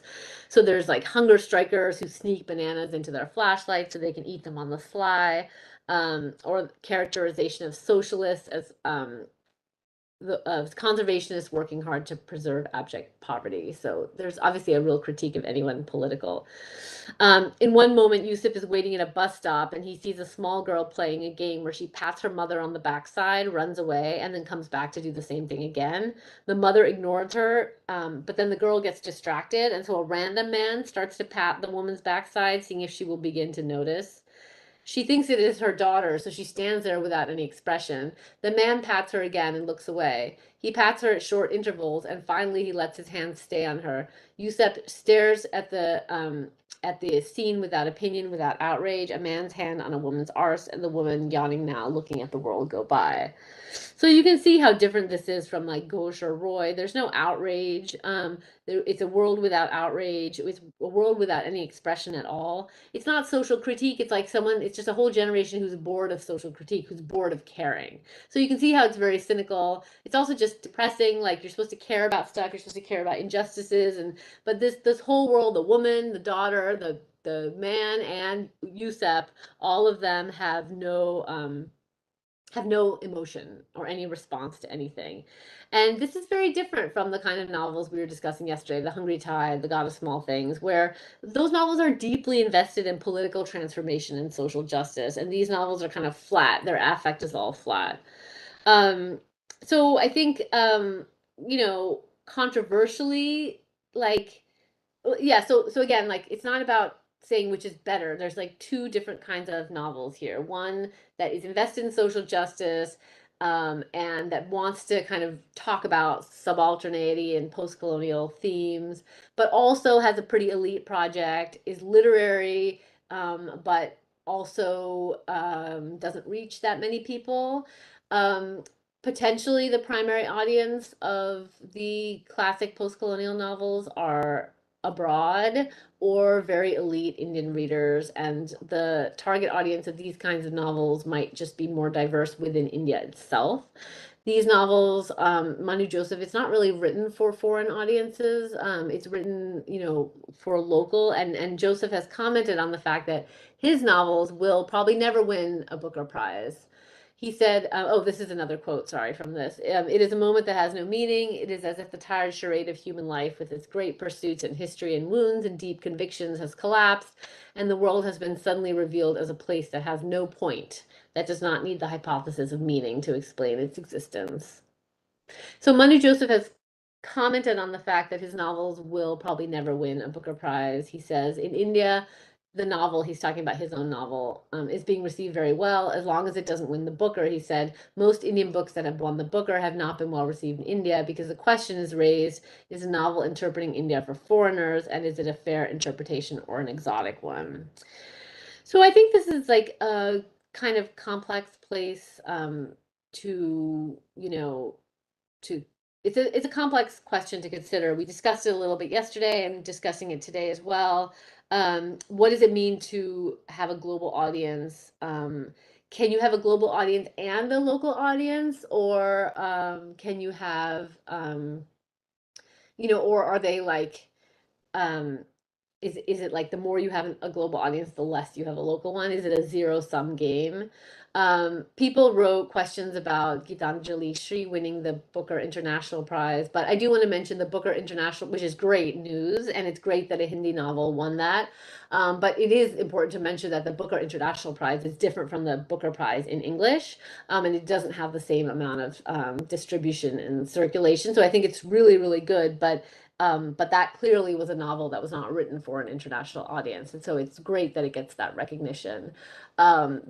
The standard Booker Prize still has to be a novel that was written originally in English, and therefore potentially complicates what what it means to get that kind of success or recognition for the Indian novel more generally. Okay, so we can end there, and then move on. But if there are any questions, or yeah, please feel free to ask. We have a few minutes for questions.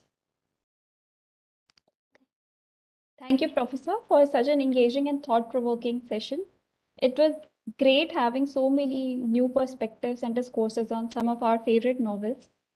You gave a new lens to observe famous Indian texts, and it was quite interesting. Now, there's a question in chat. Bhavya wants to know if we can really call Balram's character a subaltern. Do you mean because so we can call, I think that's accurate in terms of his upbringing, but he has social mobility. so is that, if you're referring to his social mobility, then, and yes, as you point out, by the end of the novel, he's like has a lot of money, and has his own company and is learning English and all those things. So I think I think the what I think that's what the novel is trying to say. And actually, maybe your question is a really important one. Does someone who begins in a situation of poverty and marginalization, who then gets success? I agree, we can't call him a subaltern anymore, but is that story not worth telling, or can we only tell stories of people who remain in their poverty? And I think what Adiga is saying is that we need to tell stories of people who have social mobility. But what Arundhati Roy would say is that those stories aren't important because we need to tell the stories about people who are stuck. And I think that's exactly the conflict between those two viewpoints. So thank you. That's a very helpful question. I have a question for you as well, Professor. Okay, so as we saw, the characters in Joseph's or even Attica, they are very nuanced. Like they're not like caricatures like in Arundhati Roy's novel. Uh, Not everyone, but Velutha's character, like he's portrayed as extremely good one, and most of the times we see if there is a Dalit, then he or she is portrayed as caricature, like they're extremely sabotaged and all those things. But in Adiga's novels and even in Manu Joseph's, the characters are quite nuanced. And isn't it what people are in like real life? Like many of us would take that bag of money if there was a chance. That's exactly right. No, I think you're right. I mean, I think it's just that what people don't like is that they're so nuanced that they're also good and bad, and they're also immoral. So I think one critique says, like, there's so many negative representations of Dalit characters. Why do you need to write another Dalit character who's immoral? But I think your point is important too. So I think we want to keep all of these things in the air at once. Like, your point is right. These are human things, and like no one is as perfectly good as Veluta. That doesn't exist. And people are much more morally compromised. And so I think you're right that there's these novels are representing more of a reality, but they're not giving us. And that's again that question I keep raising about who the reader is. If the reader is someone who just wants a morality tale, then these books are not giving us that. They're making us very uncomfortable. And that's why when you read them, like there's some offensive language and there's like offensive images, and you feel like, should I be teaching these texts? Like, are they giving people a bad impression of like what, and do you see what I mean? So whereas God of Small Things is so perfect that there's it's nothing to be questioned. So I think you're right. I think that humanizing is important, but they're doing it in a way that pushes buttons of people, and I think that's what makes it sometimes hard to talk about. Yeah. There is another question. Could translations be a way for achieving both global and local level audiences? Yeah, that's a really good question. I think that has been happening. I mean, one good thing we've seen in the last 15 years in India, because actually of economic liberalization, is the opening up of publishing houses in India. Of course, they do a lot of English language publishing, but they're also doing a lot of translations. There's a great translation program at Ashoka, which you probably know about, which is, training people in translations. They're pumping out a ton of translations of not just Indian, but South Asian novels. So yes, on one hand, yes, I think that the more translations, the better.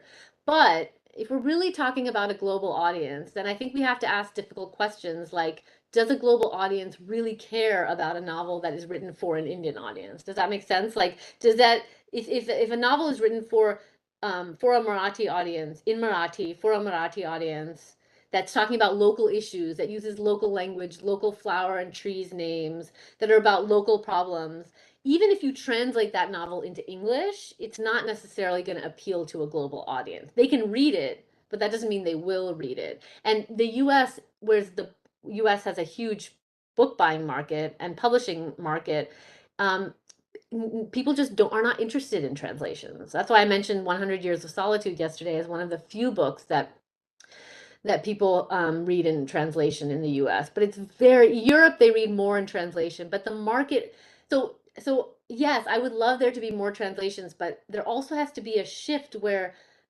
where global readers care about local issues and not only about issues that affect them. And that's why something like Midnight's Children or The God of Small Things is so successful globally. But I don't know if Gitanjali Shree's novel will be that successful. I'm so glad, again, I'm so glad it won the prize. I wanted to get the recognition, but I don't know if it's ever going to achieve that success. Part of it because it was written in Hindi and because it has these local concerns. Yes, ma'am.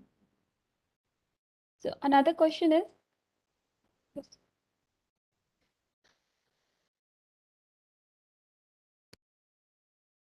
Are these newer works suggesting any kind of psychological alienation or shift in perspectives? Yeah, I think so. I think there's still those themes that we heard about earlier today of displacement and alienation. But I guess the difference is that there are less existential conditions than kind of circumstantial ones. And so there's a little bit more of a, well, what do I do to get out of them? We're going to be discussing that in the next hour as well.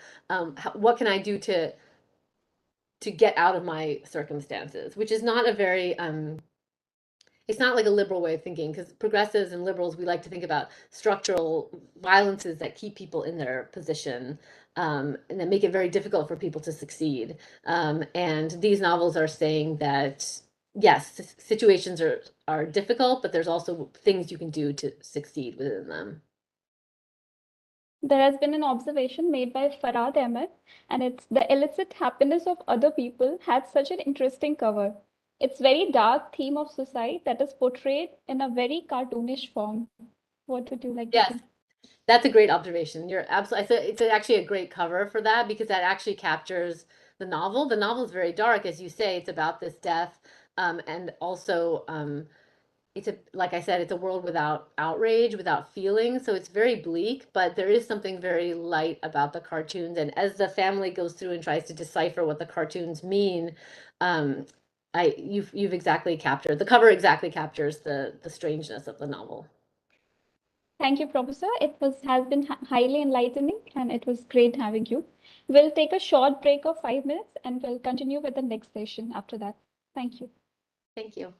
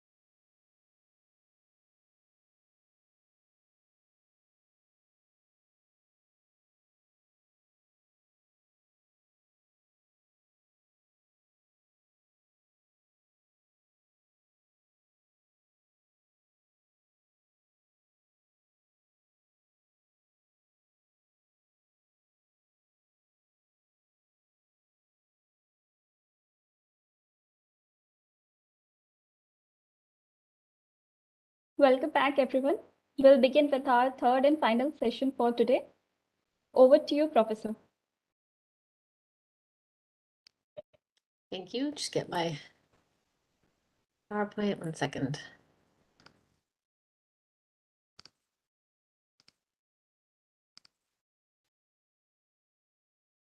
Okay. Can you see the presentation?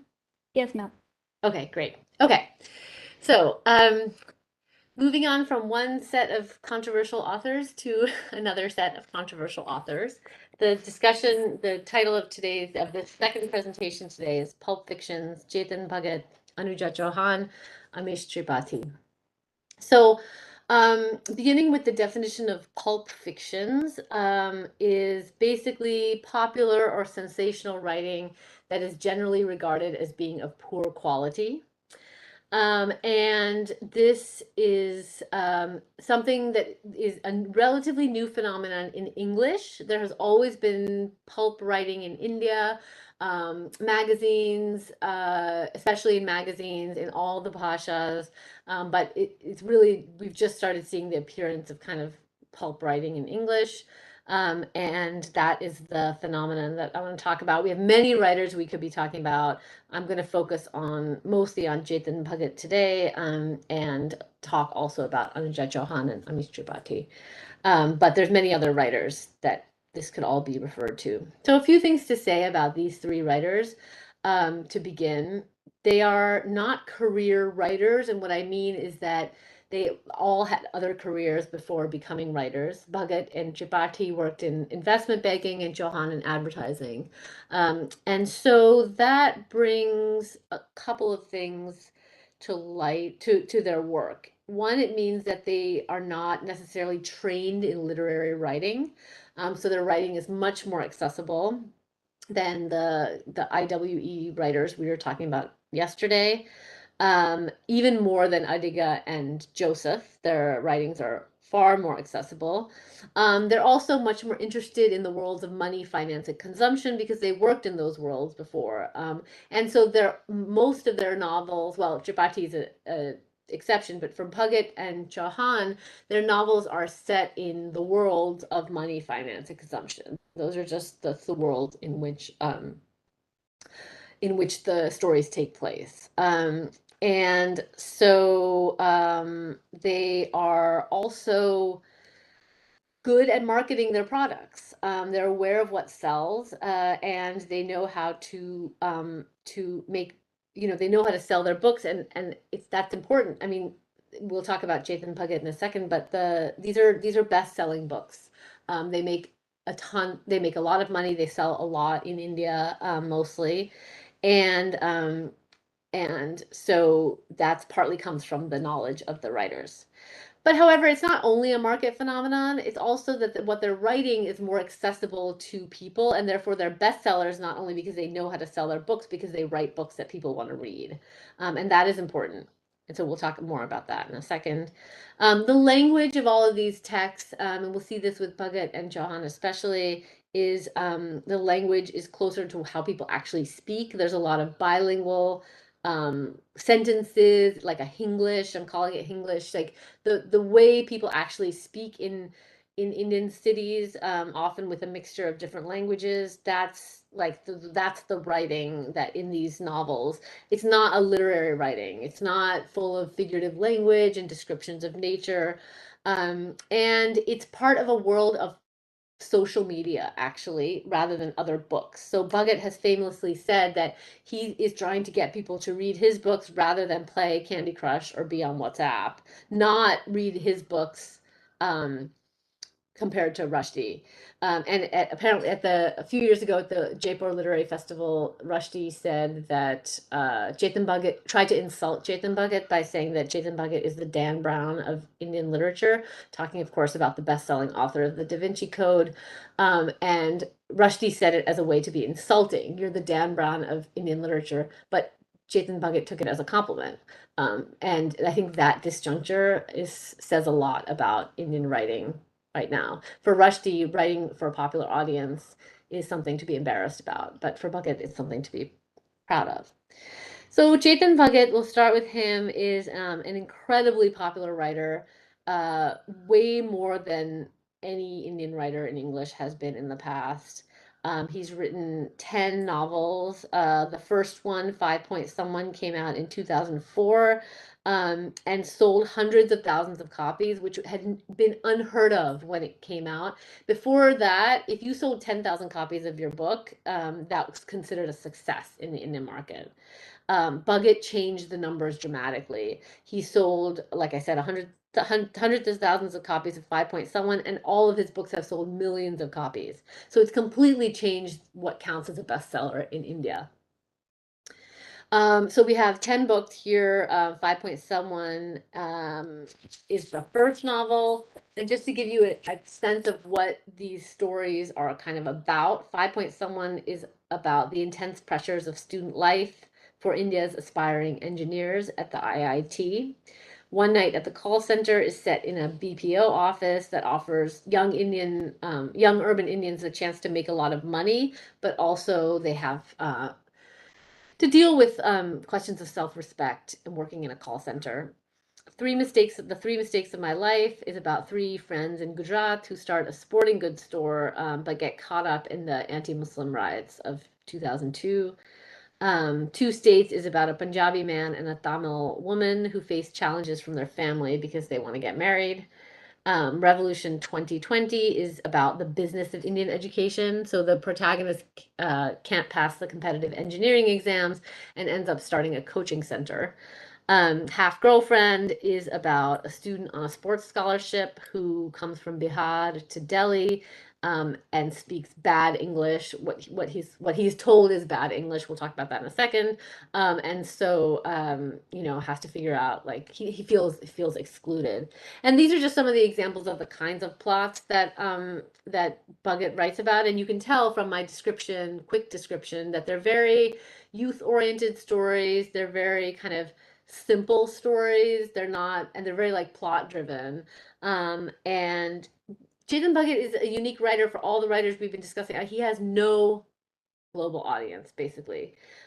He writes stories for Indians, for Indian audiences. All of these books are translated into many South Asian languages. Definitely translations into Sinhala, for instance. Gujarati, Marathi, Hindi, Tamil, all the languages his books are translated into in India, but they are not translated into like French or European languages as the other books that we discussed yesterday are.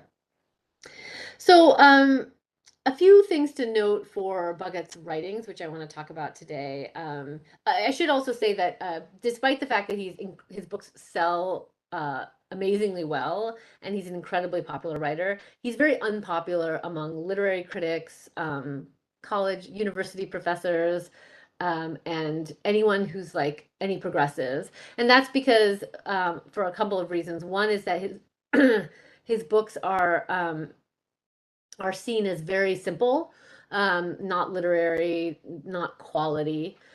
Second, Chetan Bhagat himself is kind of a controversial figure. He says, he tweets political commentary, even though he most of the time doesn't really know much about the political situation. And he says very kind of incendiary things about liberals. And so I think the combination of what's considered his bad writing and his kind of conservative politics make him very unliked. So here I'm talking about the books and what they're adding to South Asian literature, but not condoning him as a person or as a political figure.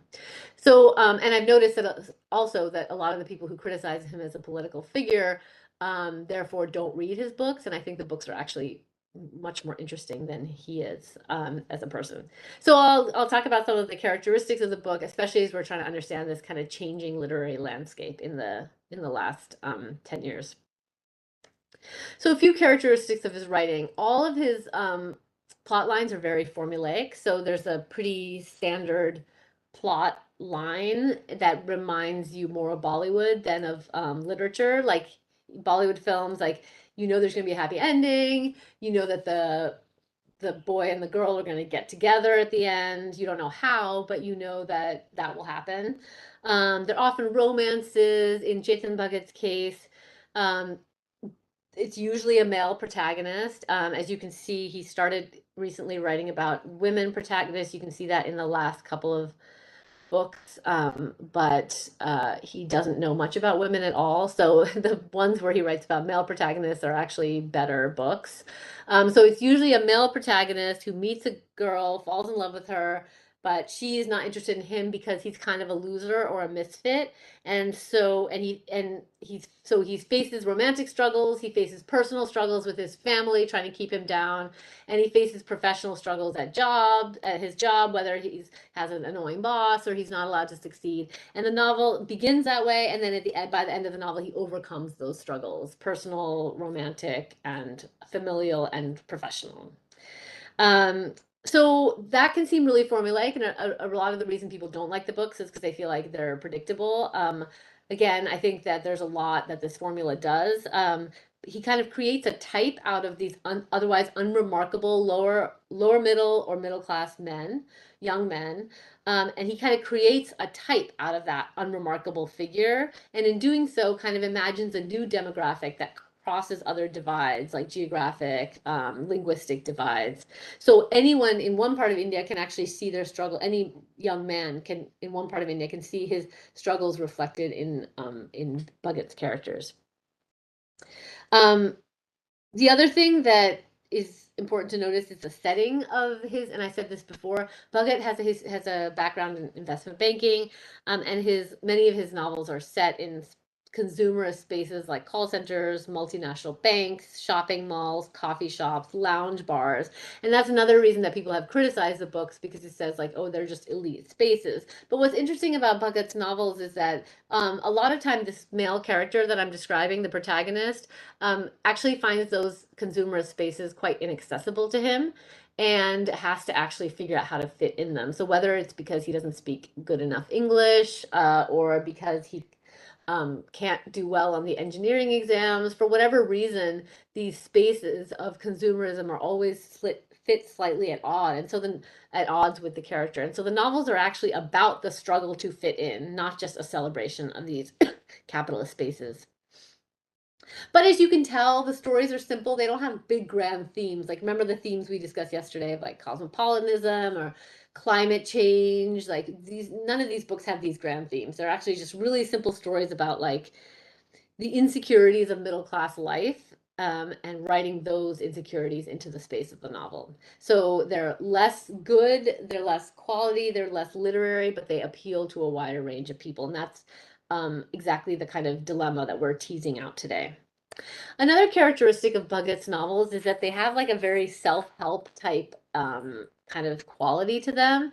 And what I mean by that is that like you have a character who begins as a sort of loser, like he can't get his life in order. And then by the end of the novel, he can get his life in order. But how does that self-transformation happen? A lot of it happens by like self-help kind of discourse. So like, what is self-help? Self-help is a utilitarian kind of anti-literary genre of writing. You've probably all seen self-help books that offers individuals stuck in their circumstances a set of steps to move forward. So like, check the 3 things that are wrong with your life and figure out how to do something about it. They're very like utilitarian, and Bhagat's novels kind of have that self-help vibe, and I'll show you more about that in a second.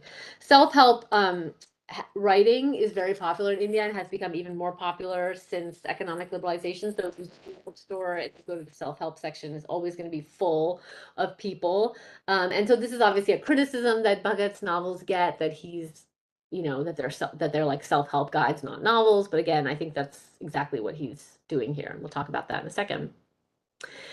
Self-help is often associated with neoliberalism, the idea that, you can't change the world, so just change yourself. And that's it. But it's important to note that, like, for Bhagat, self-help really is about like not letting your family like dictate your life. Okay, so it's not so much about not needing the state to do something for you, but it's about, it's about like there is something wrong with you, and you need to figure that out, and you need to change it. And if you and he's not, all of this Pulp Fictions in India doesn't have that same self-transformation. This is very unique to Bhagat. So for example, if you read the romance novels of Durjoy Dutta, who's another very, very popular romance novelist, the male protagonists change very little from beginning to end. So you have a male protagonist who's kind of like doesn't get the girl, but then he doesn't do anything to change really to get to the end. Whereas in Shades and Buckets, the character always has to change. And I think that is important because it's about the fact that um,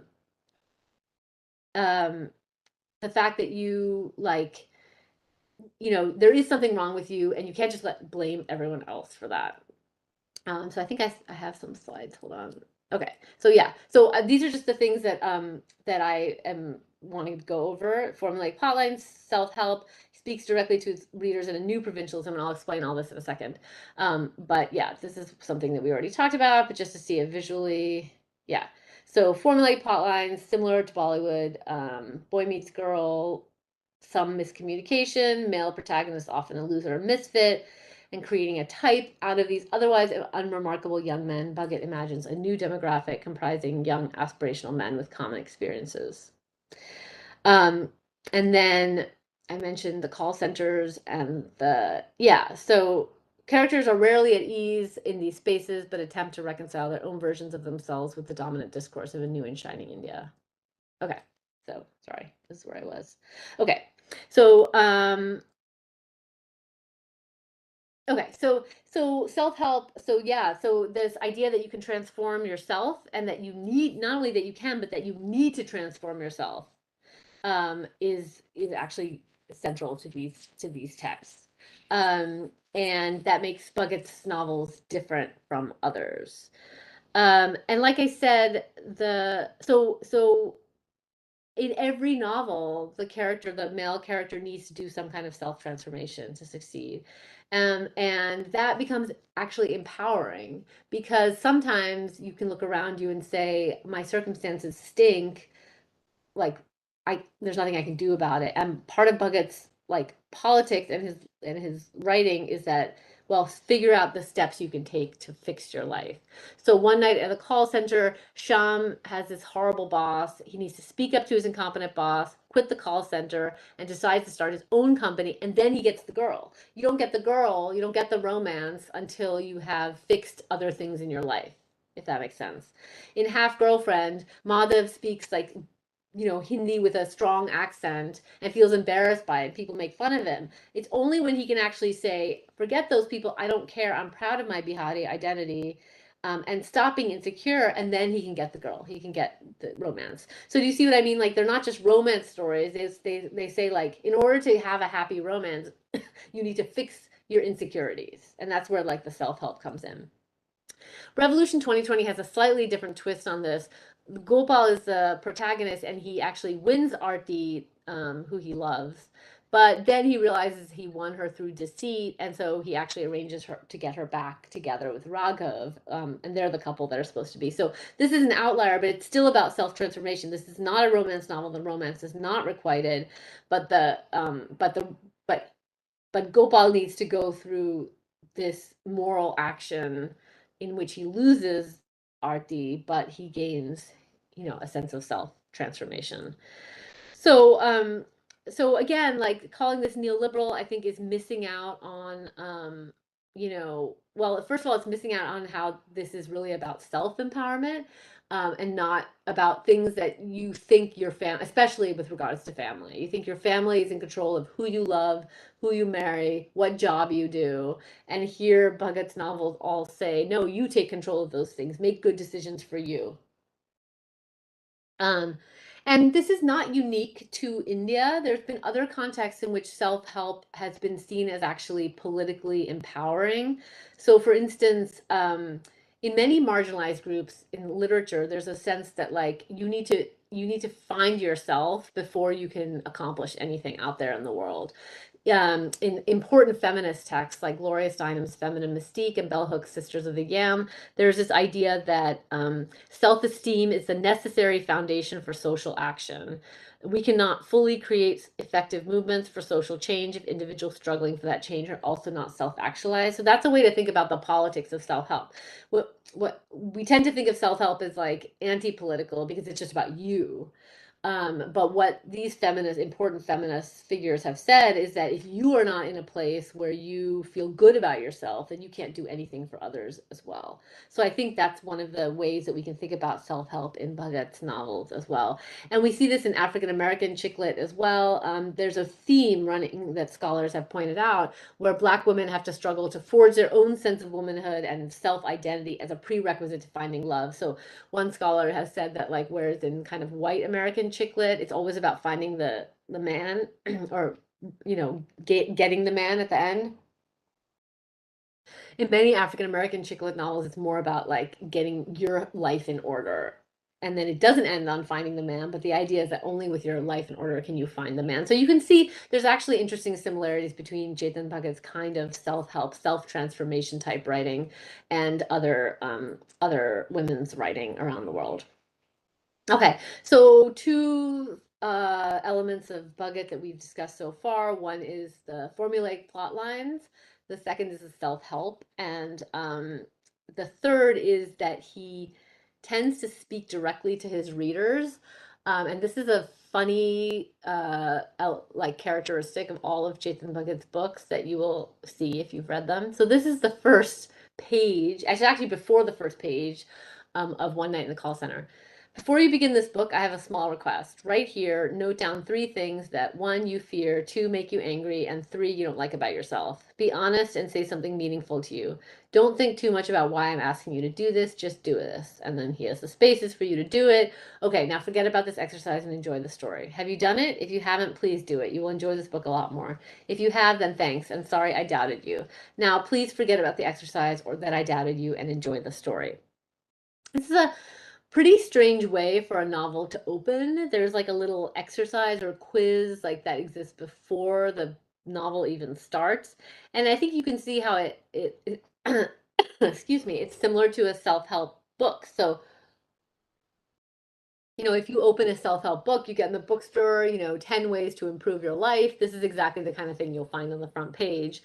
A little quiz that helps you, you know, where you can go through this process of describing the things that are wrong with you. But why this in a novel?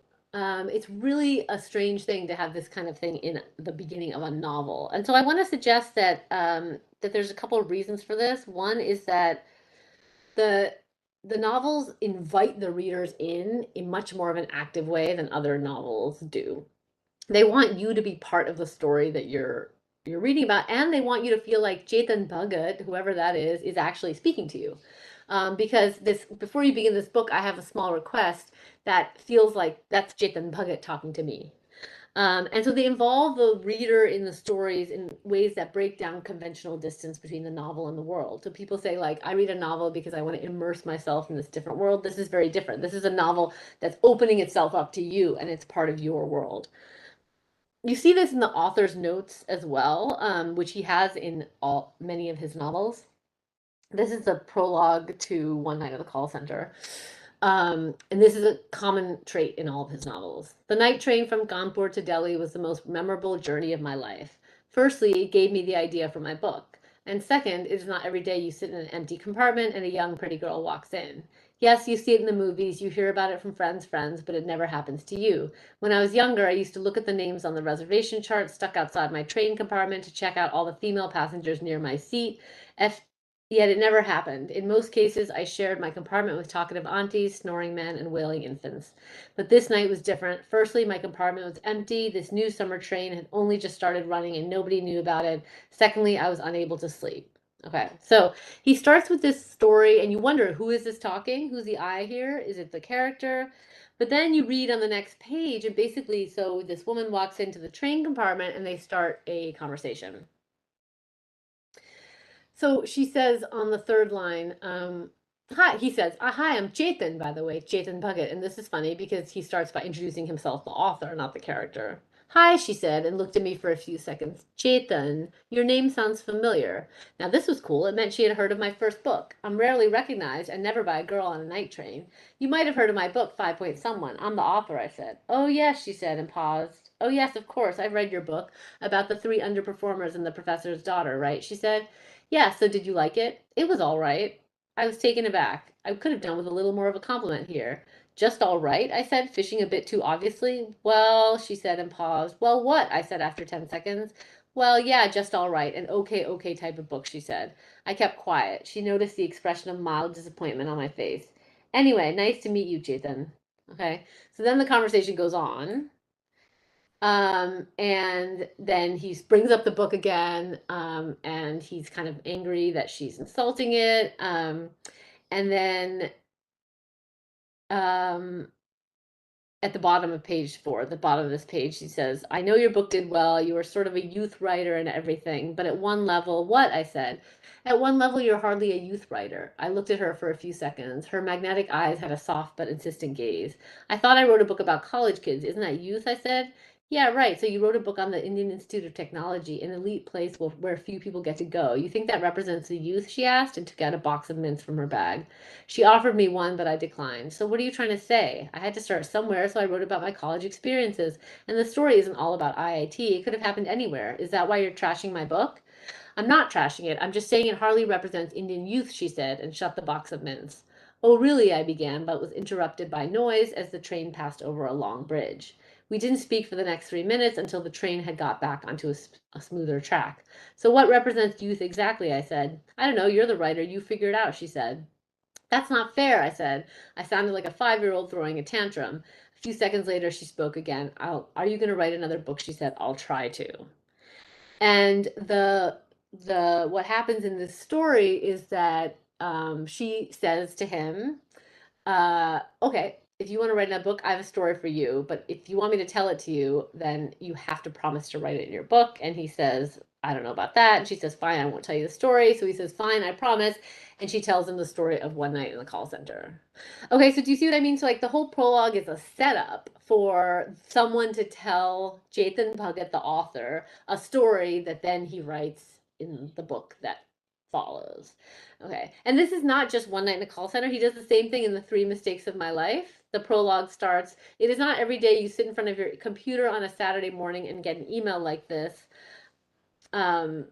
Dear Chetan, this email is a combined suicide note and a confession letter. I have let people down and I have no reason to live. You don't know me. I'm an ordinary boy in Ahmedabad who read your books, and somehow I felt I could write to you after that. I can't really tell anyone what I'm doing to myself, which is taking a sleeping pill every time I end a sentence, so I thought I would tell you." Okay, so he gets this suicide note from this fan of his. "I've read your other books," he says, "and I want you to tell my story." Okay.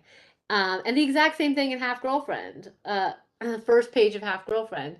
"They are your journals. You read them," I said to him. He shook his head.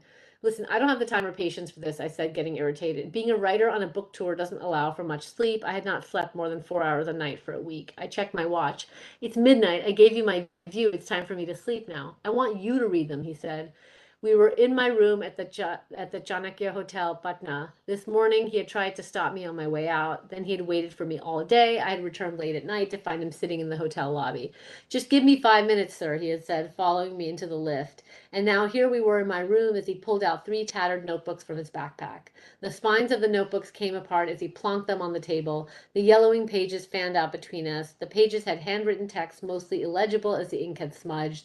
Many pages had holes, rats having snacked on them. An aspiring writer, I thought. "If this is a manuscript, please submit it to a publisher. However, do not send it in this state," I said. "I'm not a writer. This is not a book." "It's not?" I said, lightly touching a crumbling page. I looked up at him. Even seated, he was tall, over 6 feet in height. He had a sunburn, outdoor ruggedness about him. Black hair, black eyes, and a particularly intense gaze. He wore a shirt 2 sizes too big for his lean frame. He had large hands. He reassembled the notebooks, gentle with his fingers, almost caressing the pages. "What are these?" I said. "I had a friend. These are her journals," he said. "Her journals? Ah, a girlfriend? Half girlfriend." Okay. So I'm showing you all these examples to give you a sense of like to the Bhagut's kind of unique style. So we mentioned the self-help quiz that he gave at the beginning of One Night in the Call Center, and I think these prologues all have a similar function. The prologues all are, as you can see from this one and the others, they're all very elaborate. They're not just like, oh, thank you to Gopal or whatever, who gave me the story for this book. They're actually full fictionalized representations of this encounter between the person and the story giver. They're not actually true, but they're not part of the novel, and they're not actually true. They're another fiction that regards, all of them have Chetan Bhagat meeting someone and getting him the story. Now, why would someone do this? I think there are several reasons for it. One is that it makes like there's a reader involvement in the creation of the story. So Chetan Bhagat's saying, he doesn't saying it's truth, but he's saying, I didn't invent this story, this is a real life story. And it's a conceit, it's invented, but it makes us feel like it might be a real life story. And then also he kind of involves the reader in the creation of the story, so that you read his book and you feel like, oh, maybe I'll tell him the story I have. Does that make sense? So it's like you're also could be the next creator of his next book, because he could meet you and you could give him a story that becomes the next book. So it's also a way to like talk about his own kind of authorial experience in writing the book. It's not real. I don't think we should take it as real. It's still part of the fiction, but he's saying like, I'm just telling stories that are out there, that are true about real young people. And frankly, the stories do have that element to them, because they do feel very real. I mean, so real to the point where it's almost like this could be my friend. I could be reading about my friend. It's almost like social media. The idea that like you tell me something and I'll write it down. It has that social media type quality to it. So this recurs, and then the prologue usually lasts 2 or 3 pages, and then we start the story. And in each case, the story is the story that the person tells them. So here it's the story he reads in the journals. In the past one, it's the story that the guy emails him, the suicide note, and the first one, it's the story that the woman tells him on the train. Okay, so these they have a very kind of specific formal importance in Bhagat's novels. And I think it's part of what makes them so popular too. He also reminds us that reading and writing exist together, which is very different from the old kind of the novel style, where you imagine this like brilliant author like in their, I don't know, summer house in Shimla, like typing away on a typewriter and like creating this beautiful literature. Here you just think that like, oh, it's some guy on his laptop or on his phone on the train creating books that you read. So it's like it's a kind of democratizing of the relationship between writing and reading. And then the last element I want to focus on of Bhagat's novels is what I'm calling the new provincialism. And this is a term that I wrote about in my book. When we think about provincialism, we definitely usually think about it in the negative, the way of life or mode of thought characteristic of the regions outside the capital city of a country, especially when regarded as unsophisticated or narrow-minded. Okay, so generally we talk about provincialism negatively, and we generally contrast it to cosmopolitanism. So cosmopolitanism is an embrace of difference, of travel, of movement. Provincialism is a rejection of difference, travel, and movement. Okay. But what I want to suggest is that for Bhagat, we actually have a new, so most of the writers we mentioned yesterday are cosmopolitan. Most of them do not live in India at all. Mistry lives in Canada, Ghosh lives in New York, Rushdie lives in New York. And their perspective is not just where they live, but their perspective is cosmopolitan, as we discussed yesterday. But what Bhagat does is he actually gives us a perspective that celebrates kind of, it's not like celebrates Indianness in some nationalistic way, but it kind of celebrates like the local and the provincial. And that includes language as people actually speak it. As you've seen in all my quotes I've given you from the other English, from all these English novels, is that the language is very literary, and it's not how actually anyone speaks. It's certainly not how most people speak in India. In India, English is spoken, but it's spoken variably with lots of beautiful accents and tonations that give it its locality. And most of the time that's left out of the literature. You never think about what accent the character in Ghosh's novels are speaking in. But you do in Chetan Bhagat, and this is just one example from Half Girlfriend, where he says, "Would you like to order anything?" And this is him in Delhi, where everyone's a snob about his accent, and they began to laugh, and then he heard himself speaking with an accent, which the accent is actually written out on the page. And that, and like he's, again, like I said, they're laughing at him. He's insecure, and part of the struggle of the novel is he needs to stop being insecure about his ability to speak English. But he hears himself in this moment and hears himself speaking accents, and that accent is actually written out on the page of the text, which basically doesn't happen in any of the other the classic IWE novels. And then so through language is one way in which he offers a kind of provincialism where like the language, how people actually speak it, is registered on the page. But also the novels that we discussed yesterday, I think all of them are set in Delhi, Kolkata, and Bombay, Mumbai. And for Bhagat, he's writing all of these kind of tier 2 spaces into the space of the Indian novel in English. Ahmedabad, his novels are set in Ahmedabad, Patna, Chennai, Varanasi, and so like all of these important cities where people actually live, but they aren't often written into the Indian novel in English. And not only that, provincialism also means like coming to love the place where you live. So as we saw in many of the novels that we talked about yesterday, everyone's always moving away. The authors are moving away from South Asia. The characters are moving away from South Asia. I mentioned to you in Jhumpa Lahiri's novels, everyone leaves India and no one ever comes back. Now Bhagat's novels are very different. In Bhagat's novels, like in Half Girlfriend, he actually gets a job offer in New York to work for the Bill Gates Foundation, and he rejects it and instead goes back to Bihar. And it's like I said, it's not a nationalistic celebration of India. It's saying like my life isn't better just because I live in the West, which is an important corrective to the strong Western centrism of even Indian writing in English. Okay, so let's see. Okay, so the next author I want to talk about is Anuja Chauhan. She's another writer of popular commercial fiction, and these are the 6 novels that she has written. I would say she's part of the same phenomenon as Chetan Bhagat, although as I mentioned to you, Chetan Bhagat's novels really are about men and masculinity, and when he tries to write about women, he doesn't do a good job of writing about women.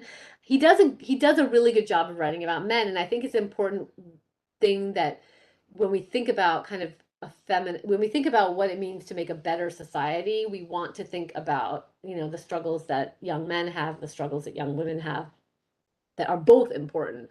So I think Chetan Bhagat trying to write about women is his attempt to write more diversely, but actually it ends up being not as successful. Anuja Chauhan writes mostly about female protagonists.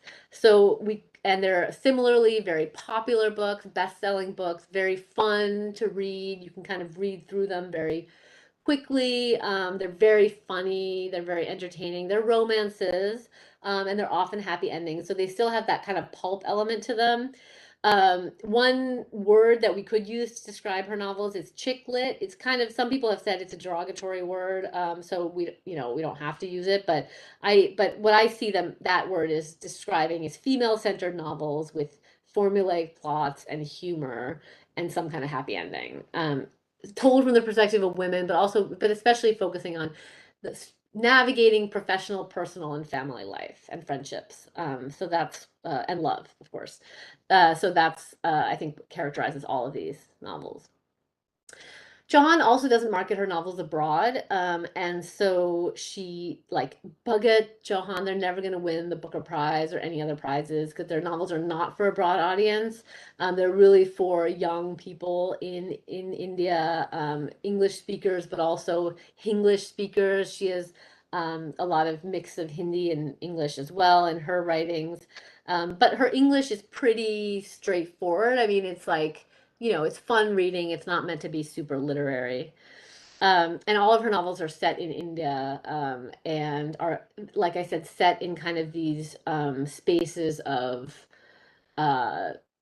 there's like in Battle for Bidora, in Zoya Factor, she works in advertising. Actually, in Battle for Bidora, she also works in advertising. So like, the characters are part of kind of new consumption spaces, but they still are trying to figure out their lives. And there's still some of that kind of self-transformation element of them as well. Battle for Bidora is the second one on this list, and it's the story of Jinni Pandey, who comes from a line of North Indian politicians. So Jinni, as I said, works in advertising. Her grandmother kind of tricks her into running in her place as a MLA for her political party. So the story is quite great because like Jinni works in Mumbai. She has to leave her advertising job and go to the rural parts of North India to campaign for this this political spot. But when she goes out to campaign, she meets actually her rival who's running in the other party against her, Zen, and he's a boy that she'd had a crush on when she was a kid and she was a teenager. And so it's kind of a mixture of like political rivalry and romance because they both really still like each other and kind of they can't keep their hands off each other, but they're also rivals in this political race. So it's like very fun. And there's an element of new provincialism in Johan's work too, which is why I think of it together with Bhagat. Jinni is this modern woman working in the city. Her mother actually left India to go to Toronto, and her mother keeps saying, "Come to Canada, live with me." And Jinni says, "No, I'm happy in Mumbai." So that also is against that one-way trajectory of diaspora. So she goes to the rural areas to follow her grandmother's political legacy, and you could see that as maybe something in another kind of book where she would like something she wouldn't like, oh, I have to go backwards, I have to go back into the rural, I can't be myself in rural India, I need to be in the city. But actually that's not the way the story takes. Like she goes, it's in the countryside where she like meets meets Zen, where they have sex like in the countryside. She doesn't have to be some traditional version of herself when she goes to the countryside. And also it's in the rural areas where she learns how important it is for young people to be politically involved. So first she goes kind of like, okay, I'll do this favor for my grandmother. But then as she learns more about politics, she's like, wait, why is it that there's so everyone in politics is really old. There's no young people, there's no action. And she starts to actually enjoy the kind of political part of it. So it's a kind of opposite trajectory. Like her mother has to escape India to be free. Jinni is in Mumbai. She has a free life. She has a gay best friend. Like everything about her is very modern, but she goes to the countryside and actually learns something about, the future of India. So it's again inverting that idea that the provincial life is just full of provincial thinking. And that the only place is the city, and the West is the only place you can get any kind of cosmopolitan identity. Again, both Bhagat and Johan suggest that like the future can be in India too, even if you're modern. It doesn't have to be that if you're modern, you have to go to the West, and if you're non-modern, you stay. That kind of binary, I think, was and remember the quote I showed you with Adam Aziz returning from Germany in Midnight's Children and praying and then getting a bloody nose. Like that for me is the paradigm of like, you leave and then you come back and you don't like where you are because you wish you were still abroad. And here it's a very different kind of mentality. Okay, so the last author I want to talk about briefly is Amish Tripathi, who is a very prolific author. He's written many, many novels I did not have space to show you here.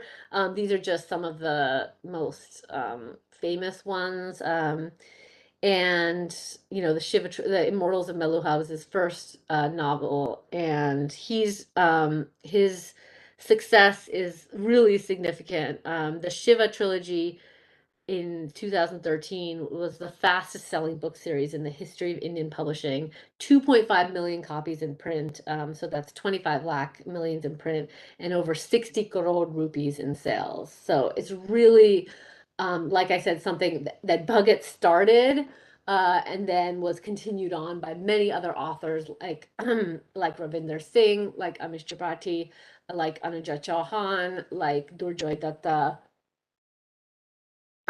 that have really changed what it means to be a bestseller in publishing. So he's written many, many novels, and as you know, I'm sure they're kind of mythological fantasy novels, so they're very different from the kinds of works we were talking about with Bhagat um, and Johan. They're not romances, they're not set in the present, but they weave together myth and fantasy in ways that speak to present concerns.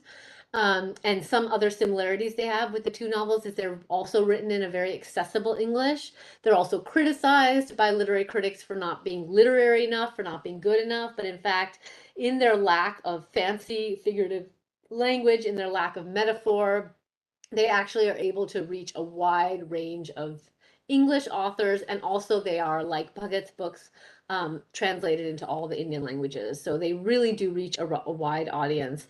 And they often are about gods who used to be men. So the Shiva trilogy is about, kind of the relationship between man and gods. Like I said, very, very popular. And also offering something for a long time, if you wanted to read fantasy novels in India, you would just have to read American fantasy novels. And so this allows, a kind of homegrown fantasy series that is incredibly popular. So we've covered three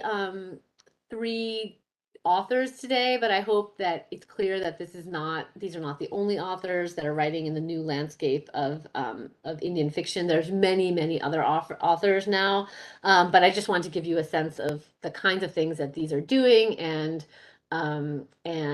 hopefully some of what we talked about will help you actually read other authors that we didn't discuss today. So thank you.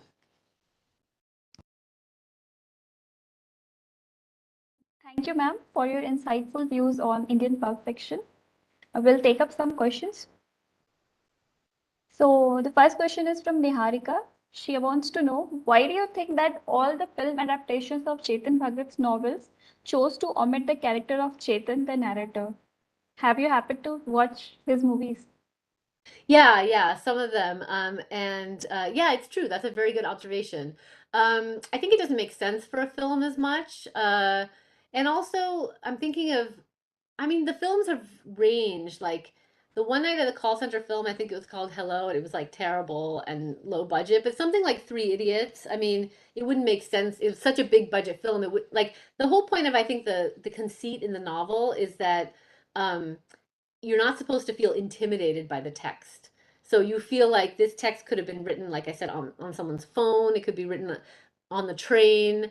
You could contribute to the text. So I think there's a proximity there. But for something like Three Idiots, which is like the superstar cast and such a huge budget, it doesn't make sense to have that proximity because you don't feel any proximity to that world, if that makes sense. So I think the films are meant to be fantasy and inaccessible, whereas the novels are meant to be intimate and close to you. And I think that's why it doesn't make sense to have that same conceit in the film. But it's a great question. I wonder if that will uh, continue to happen in the future.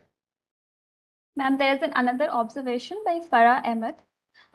I think Chetan Bhagat has shifted to writing from slice of life to exploring thriller themes.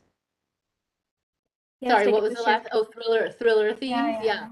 Oh yeah, that's interesting. Yeah, I mean, I wonder about that too. I mean, it's always hesitant to talk about trends when someone's just writing recently, but it could be that he's exhausted some of the stories that he wanted to tell in the first few, because he does in the first like 6 or 7, he does talk about a range of kind of different types of stories, one in a coaching center and the engineering exam, one in a sporting goods store. So I think he's covered a lot. So I wonder if that, I don't know if one novel the last two can give us a sense of a shift. But yeah, I think that's a good observation.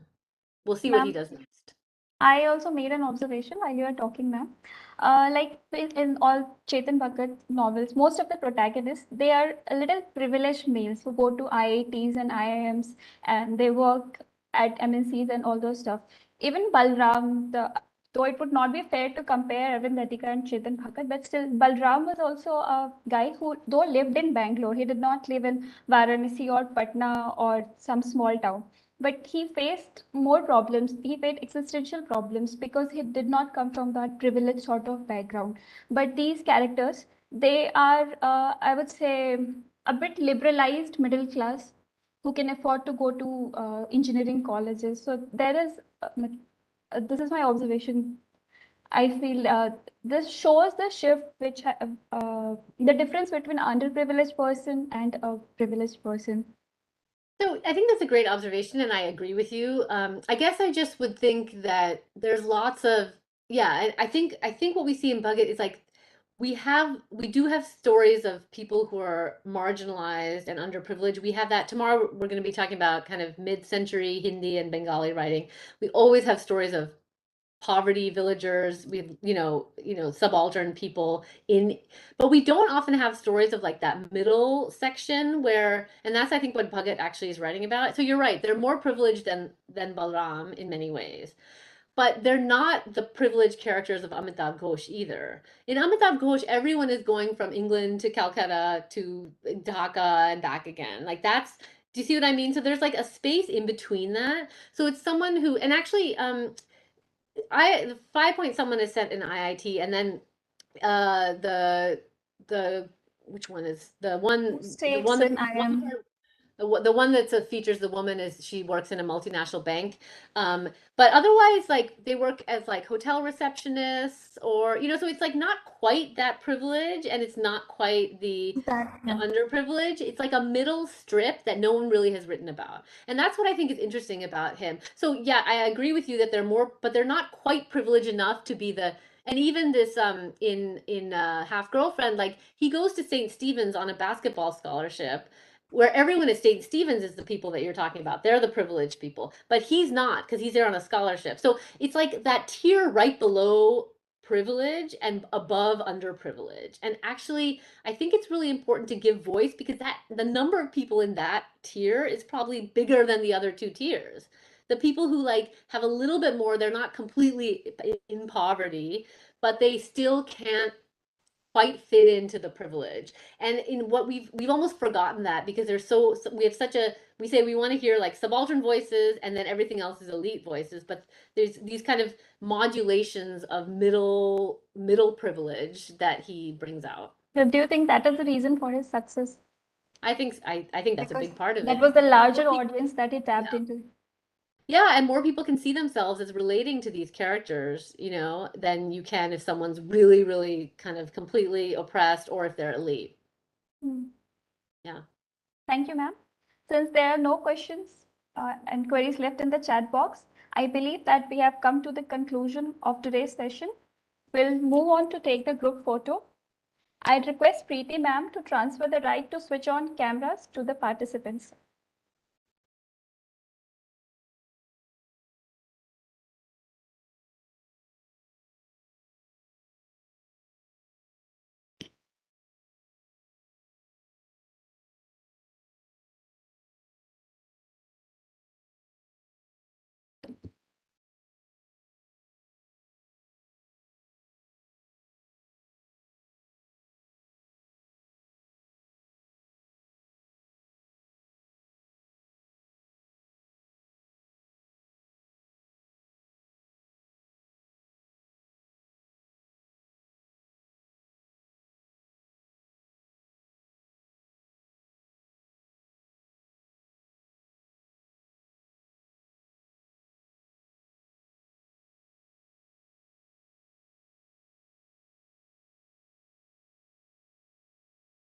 Shall I take snap?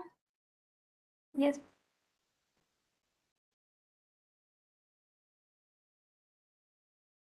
Just let me change the layout. Grid. And then screen. Yeah.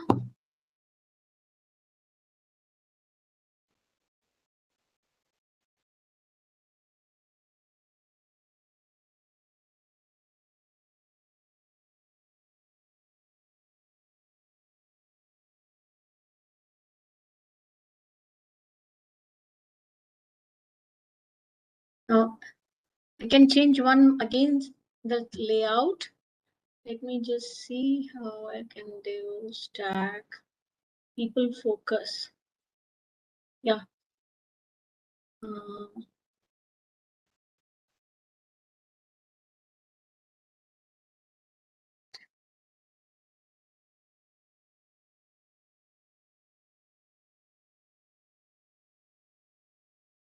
This one is better.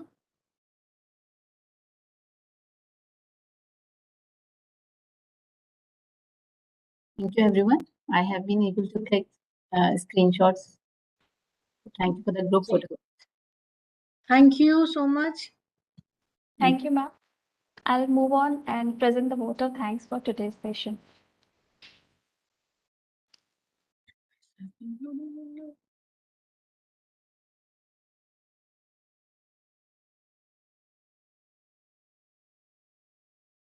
Once again, I'd like to thank our expert, Professor Ulka Anjaria, for discussing the important Indian writings in English written by Arvind Adiga, Manu Joseph, and pulp fiction writers like Chetan Bhagat, Anuja Chauhan, and Amish Tripathi, and Dr. Preeti Bhatt for discussing key texts and major concerns in contemporary Indian fiction, post-colonial theory, with authors like Amitabh Ghosh, Arvind Adiga, and Arundhati Roy.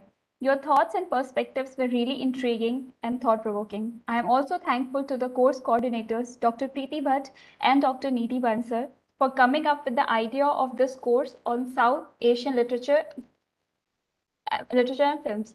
I am very much thankful to the National Sponsoring Agency, Global Initiative for Academic Networks, which is an initiative under Ministry of Education. It would have been impossible to organize it without their support. Thank you to all the participants for the involvement they have shown and the willingness to attend the course. Thank you to everyone else. I'm missing out. Will they begin at 6:30 p.m. IST tomorrow? Please join 10 minutes before the scheduled time. We'll see you soon again tomorrow. Till then, stay tuned and take care. Good night. Thank Yes, you. I've taken all nice photographs today. Thank you, ma'am. Thank you, Nidhi. Good night to all of you. Thank you. Good See night. you. Thank you. Ulka. Good night. Thank Very you. healthy lectures. Yeah. Thank you.